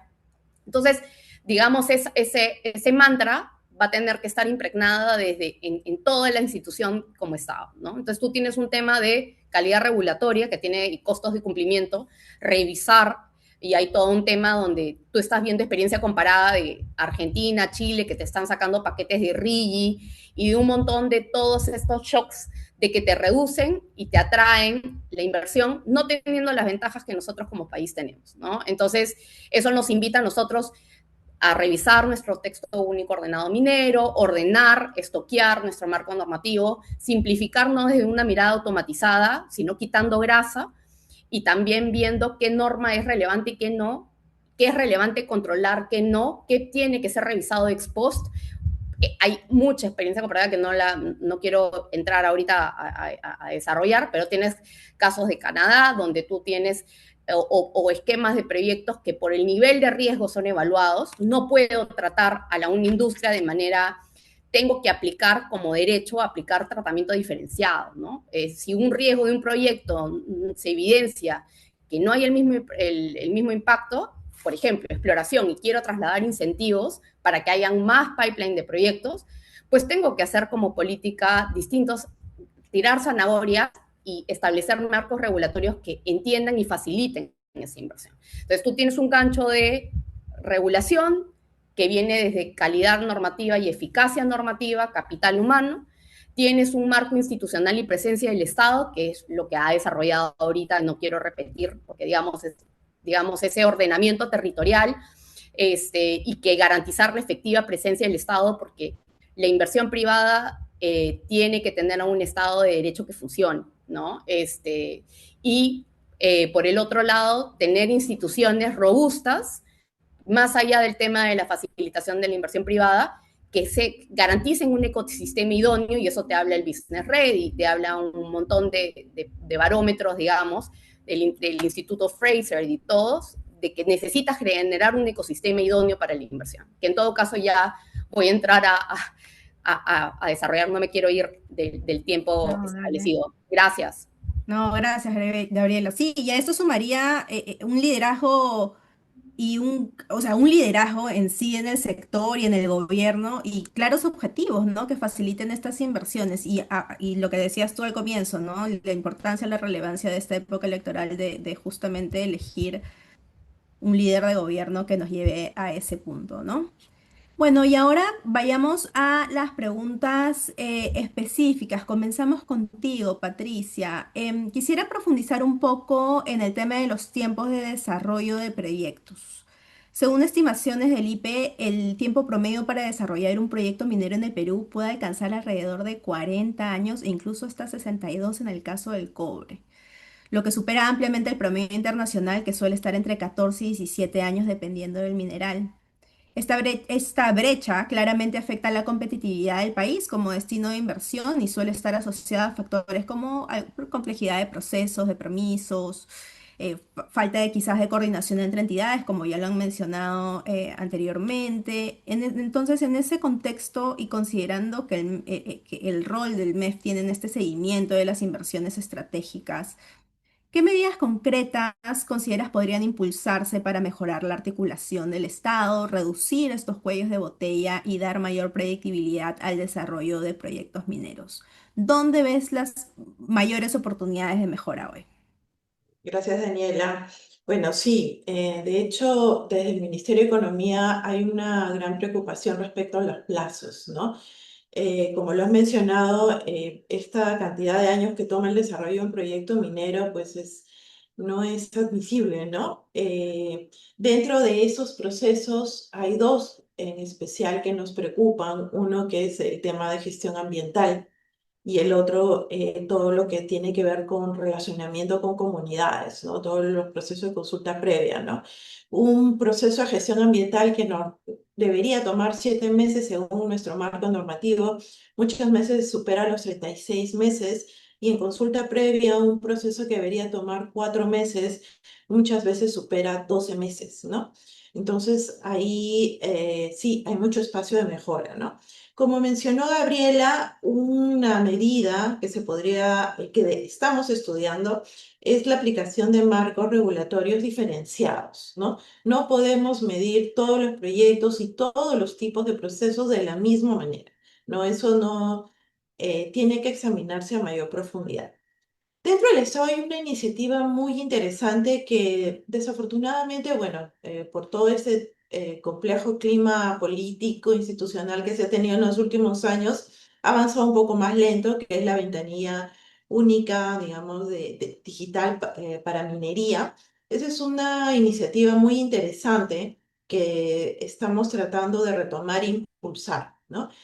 Ahí, bueno, si bien es cierto, se han identificado más de 20 instituciones involucradas en el desarrollo del proyecto minero, lo que estamos tratando es de simplificarlo por lo menos a 10, ¿no? Y no solamente simplificando el número de instituciones involucradas, sino también de estudiar realmente los procesos, ¿no? Porque, claro, si hay un proceso que estudia, por ejemplo, la gestión del agua en una institución A, no puede venir una institución B a estudiar nuevamente el mismo proceso. No tiene sentido. Si ya una institución estudió la parte de ingeniería, perfecto, ¿no? Veamos qué valor añadido se le puede dar en el relacionamiento con otra institución, ¿no? No podemos tener 23 instituciones que repiten macroprocesos, ¿no? O que estudian lo mismo, ¿no? Tenemos que simplificar toda esa parte.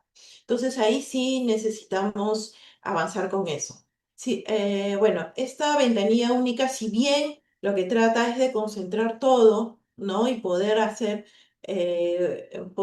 un tracking de cómo va el proceso, previamente a eso tenemos que hacer toda esta reforma que comento, ¿no? Eso es uno. La unificación de criterios también, ¿no? Hay muchas instituciones que desafortunadamente, bueno, hay criterios particulares, ¿no? Que en algunos casos escapan del marco normativo. Entonces ahí sí tenemos que trabajar nuevamente en lineamientos o protocolos para poder afinar esos criterios. Ojo, no digo más normativas, sino dentro de las instituciones ver cómo se afinan estos criterios.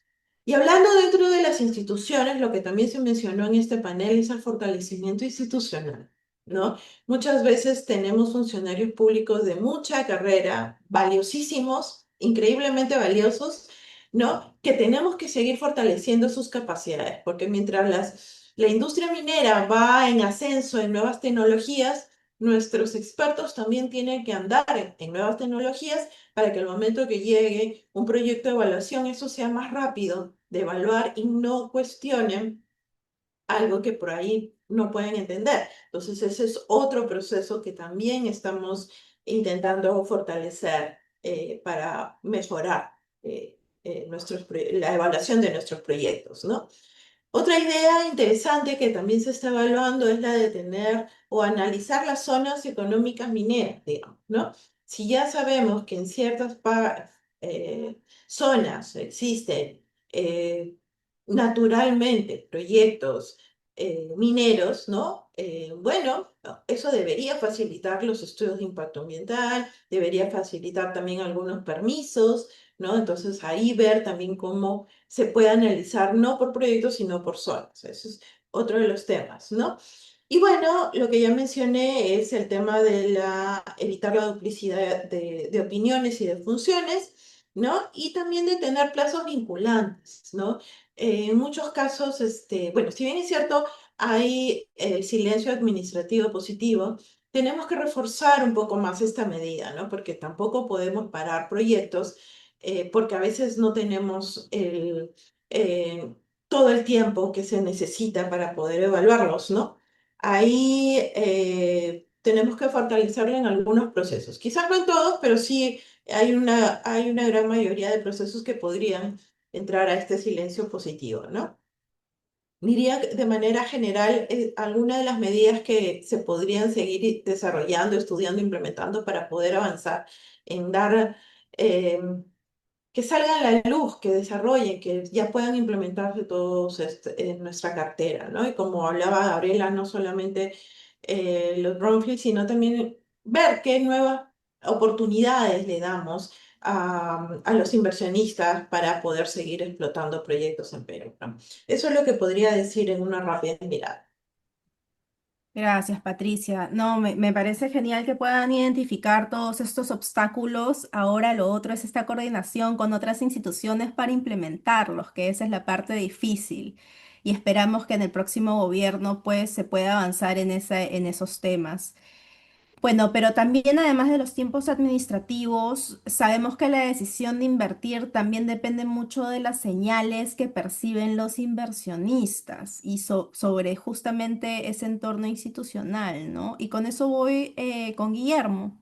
Guillermo, en los últimos años el Perú también ha enfrentado una mayor competencia de otras jurisdicciones mineras que están ajustando sus marcos regulatorios para atraer inversión. Entonces, desde la perspectiva de una empresa con inversiones en largo plazo en el país como lo es Southern, ¿qué señales regulatorias o institucionales considera serían más determinantes para recuperar la confianza de los inversionistas y fortalecer la competitividad minera en el Perú? ¿Qué es lo que más miran hoy las empresas cuando evalúan dónde invertir? Mira, el día de hoy, y yo viniendo de Sauder, si se quiere, Sauder opera en el Perú desde 1960. O sea, nosotros tenemos 66 años operando en el país con, creo ya, más de 20 gobiernos, ¿no? De diferente índole. Y claro, el Perú es atractivo por su riqueza geológica, el Perú es atractivo por la capacidad de su recurso humano que trabaja bien en el sector minero, ¿no? Pero nos hemos complejizado en los últimos 25 años en el tema burocrático, ¿no? Y en paralelo se ha fortalecido la minería ilegal, tal como nos presentó en su momento Víctor Fuentes.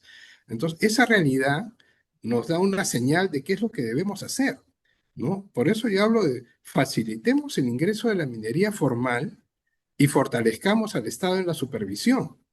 Porque del otro lado tenemos que hay una facilitación en el ingreso de la minería ilegal y no hay supervisión en la práctica. Y más bien se van del lado de la criminalidad y ahí el riesgo es mucho mayor. ¿Qué más requiere para fortalecer la institucionalidad a todo nivel de gobierno? Es lógico, ¿no? Hay que dotar a las entidades del Estado vinculadas a la actividad minera formal de mayores competencias, recursos humanos, personal suficiente, capacidades técnicas, pero siempre con la visión de que tenemos que facilitar el ingreso, como le digo, la minería formal, y después acompañar en la supervisión. Ahí yo creo de que vamos a poder romper este entancamiento de la inversión minera formal y vamos a poder ganar espacios a la minería ilegal. La ventanilla única me parece que es adecuado, pero hay que hacerla efectiva, ¿no? La consulta previa es un tema del Estado respecto de las comunidades nativas, aborígenes, etcétera. Pero no es que todas las comunidades en el Perú tienen que pasar por el proceso de consulta previa. Eso también ahí ha habido una distorsión, ¿no? Después, la Dirección General de Minería, ¿qué puede hacer? Mejorar sus trámites, ¿no? Al interno, como para el tema de concesiones de beneficio, sus modificaciones, la ejecución de obras preliminares y el uso de instrumentos técnicos simplificados. Ahí hay algo que avanzar. SUCAME también tiene que modernizar sus sistemas para optimizar sus procedimientos, ¿no? Ajustando su regulación para que mejore su operatividad. Igual el SENACE, ¿no? Nosotros creemos que podría realizar una evaluación de los estudios técnicos de impacto ambiental y asumir las responsabilidades por los mismos. Pero como se ha señalado previamente, ¿no? El hecho de que haya muchas instituciones del Estado diciendo unos que le parece que sí y otros que le parece que no, y después se va a otra instancia para definir, así no avanzamos, así no pasamos los 50, 60 años, y no nos olvidemos que la historia ya nos ha enseñado en varias oportunidades cómo el Perú pierde oportunidades. Y no es que me quiera ir muy, muy hacia atrás, pero vean, el salitre fue muy importante, ¿no? Después que se acabó el guano, el salitre fue importante como fertilizante. El día de hoy, ¿quién comercializa salitre?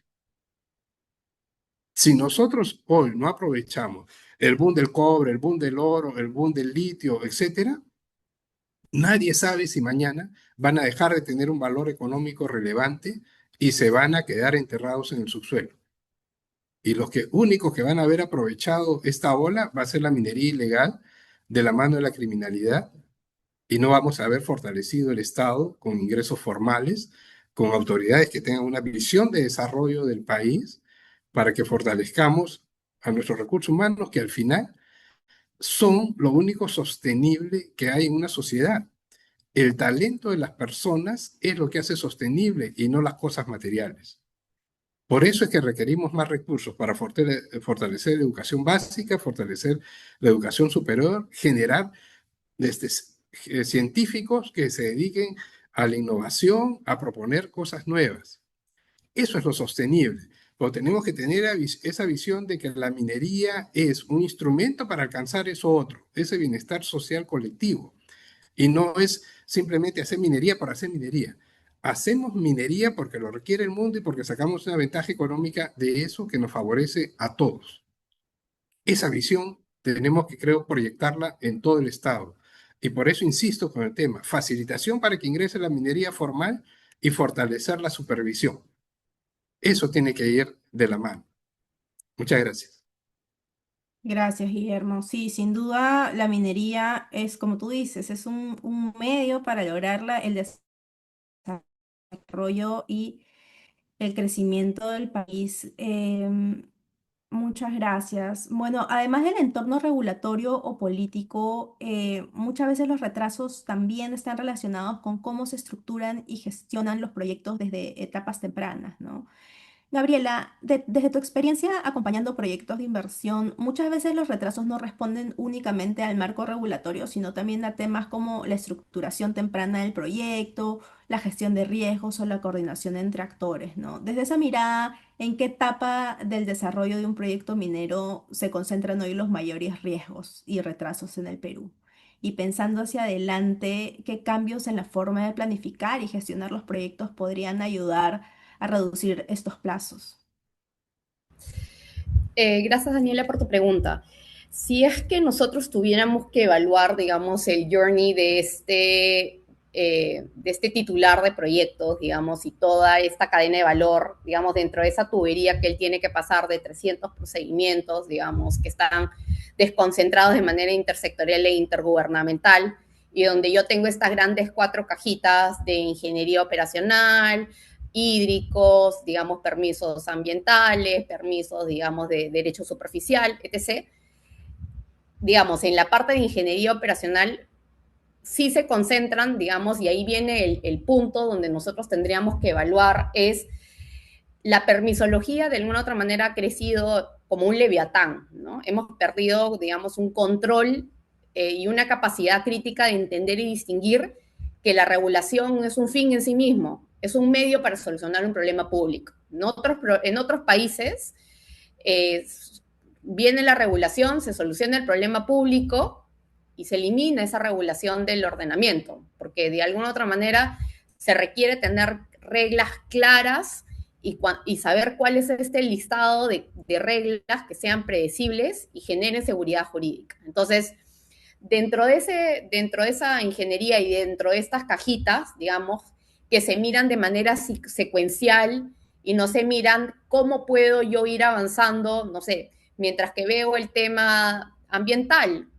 como mencionó Patti, ¿no? Hay elementos que puede haber una duplicidad en criterios de opinión y hay un tema de gobernanza donde no se entiende, no solamente que pueden haber opiniones que se pueden, 2 actores que pueden opinar sobre lo mismo, sino que pueden ser incluso hasta contradictorias y en ese momento de esa contradicción genera una mayor dilación, costos de coordinación y todo el problema donde yo tengo, para poder obtener viabilidad ambiental de un proyecto, los plazos legales que están establecidos regularmente no se...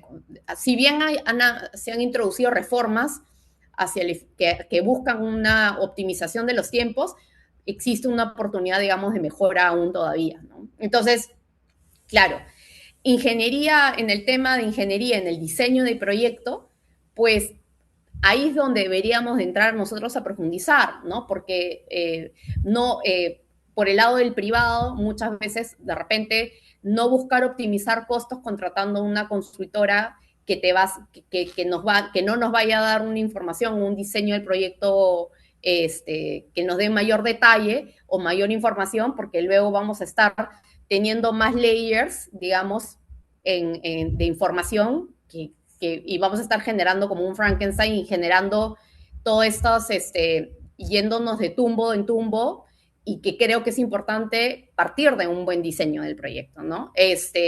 Y también como Estado, tener esta mirada front to end de un proyecto, ¿no? Tú no solamente está que darle a un proyecto, sino como Estado, ¿qué garantizamos para garantizar la sostenibilidad de esa inversión?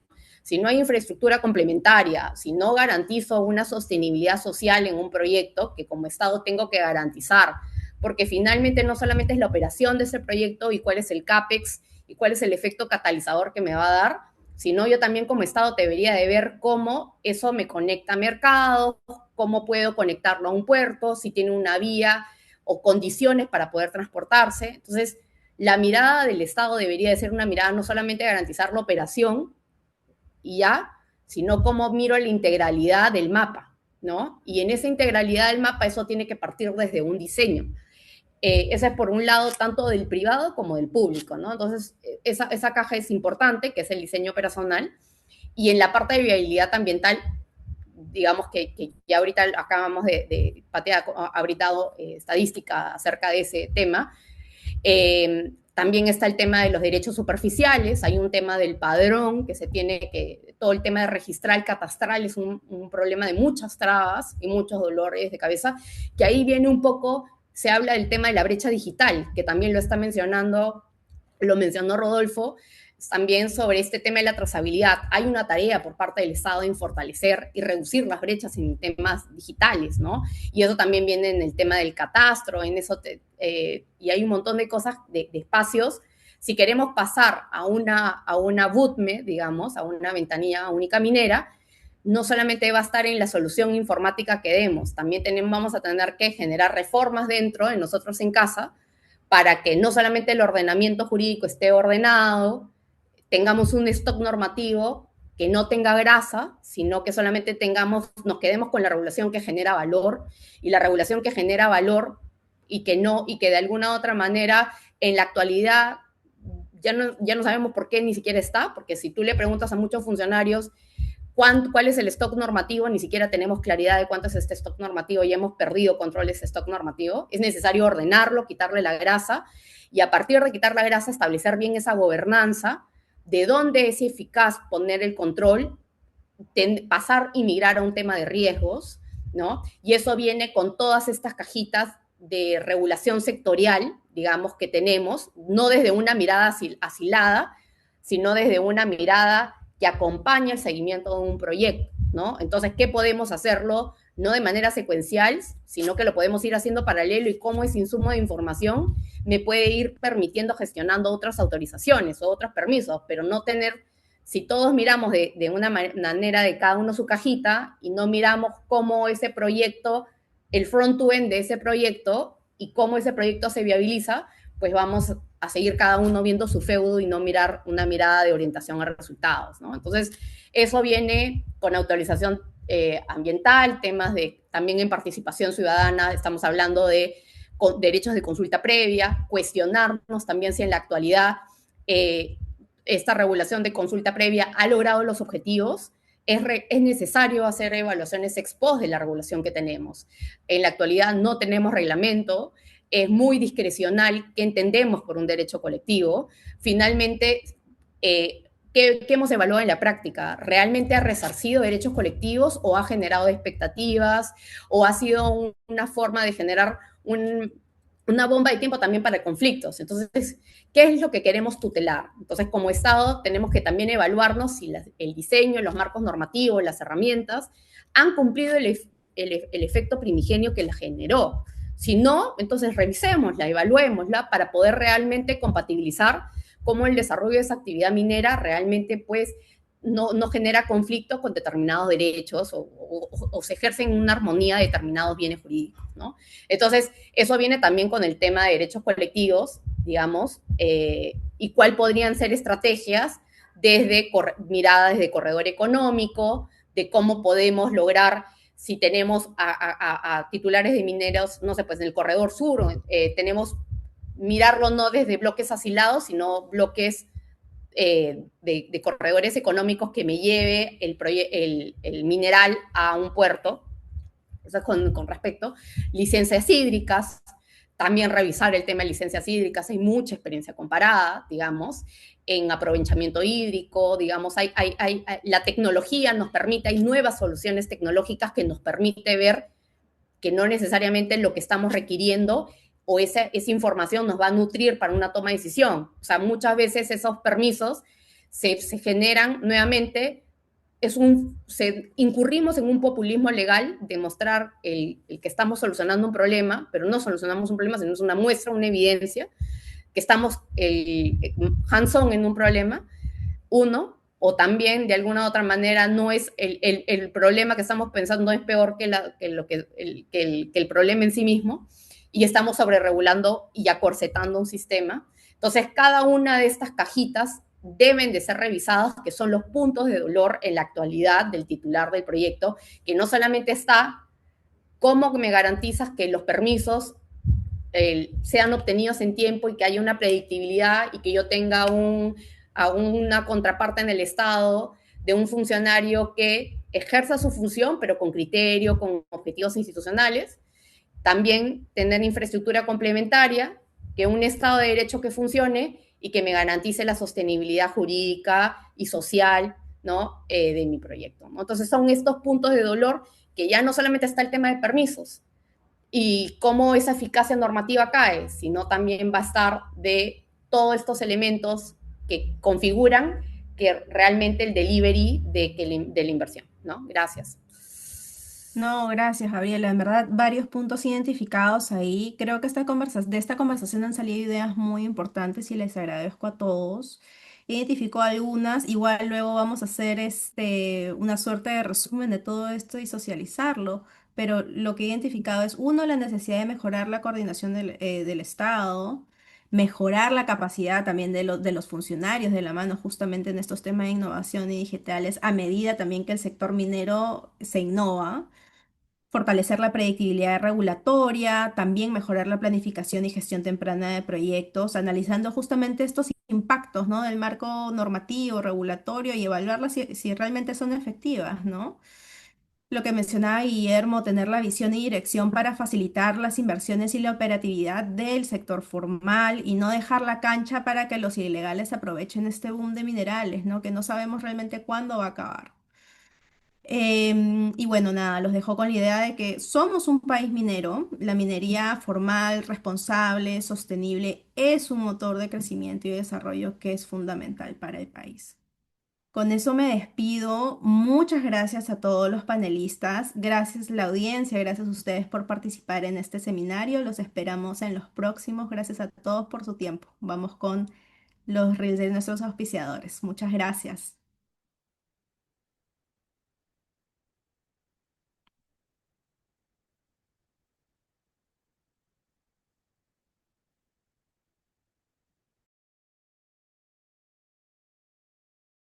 Hola, soy el río Chili, fuente de agua para todos los arequipeños. Sí, ahora me ves limpio y cristalino, pero alguna vez estuve así, o así, sí, muy mal. Y eso no me dejaba ayudar a crecer y cuidar a mi querida Arequipa. Así, un día Cerro Verde se dio cuenta de esto y alejó los desagües de mi cauce, tratando el agua y regresándola limpia para que mis amigos ganaderos y agricultores puedan tener mejores productos para Arequipa y el mundo. Y también apoyó a que 500,000 de hogares puedan por fin tener agua potable. Y todo sin afectar el bolsillo de los arequipeños. Por eso estoy convencido de que cuando trabajamos juntos podemos lograr resultados increíbles.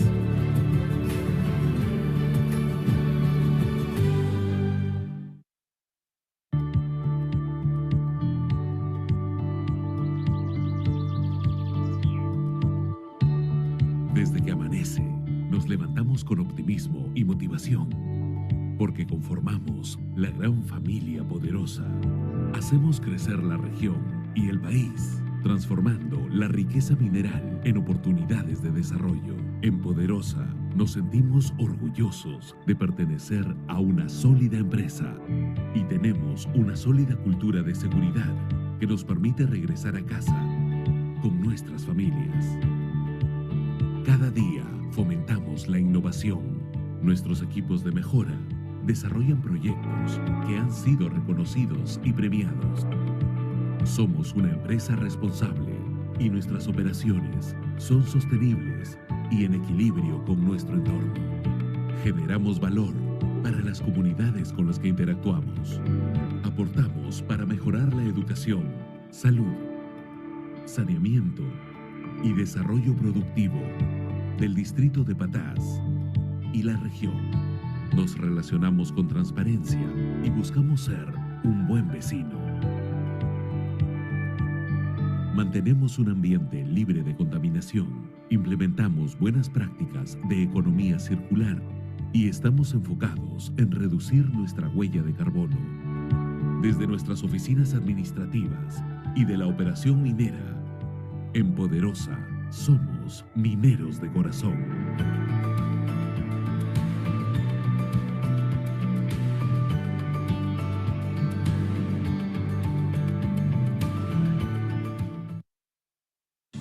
En un mundo que exige cada vez más transparencia y sostenibilidad, una empresa peruana da un paso adelante y demuestra que otra minería es posible. Southern Perú ha sido reconocida con 2 importantes certificaciones internacionales, The Cooper Mark y The Molybdenum Mark. Estas certificaciones avalan sus buenas prácticas en derechos humanos, medio ambiente, trabajo justo y desarrollo de comunidades. No se trata solo de producir más, se trata de hacerlo bien. Minería con rostro humano, protección de ecosistemas, transparencia y trazabilidad en cada etapa. Por ejemplo, desarrolló los humedales más extensos de la costa peruana que se han convertido en un refugio de biodiversidad. Inversión conjunta para la represa de Cularjahuira, que beneficia a más de 500 hectáreas agrícolas. Southern Perú no solo invierte en minerales, invierte en futuro y forma parte del top 5 de empresas con mayor inversión en obras por impuestos en el país. Cada proyecto ejecutado está alineado con los Objetivos de Desarrollo Sostenible de las Naciones Unidas. La minería del futuro no es solo eficiente, es justa, humana y comprometida con el Perú. Súmate a la minería responsable. Comparte esta historia. Southern Perú, minería que crece contigo.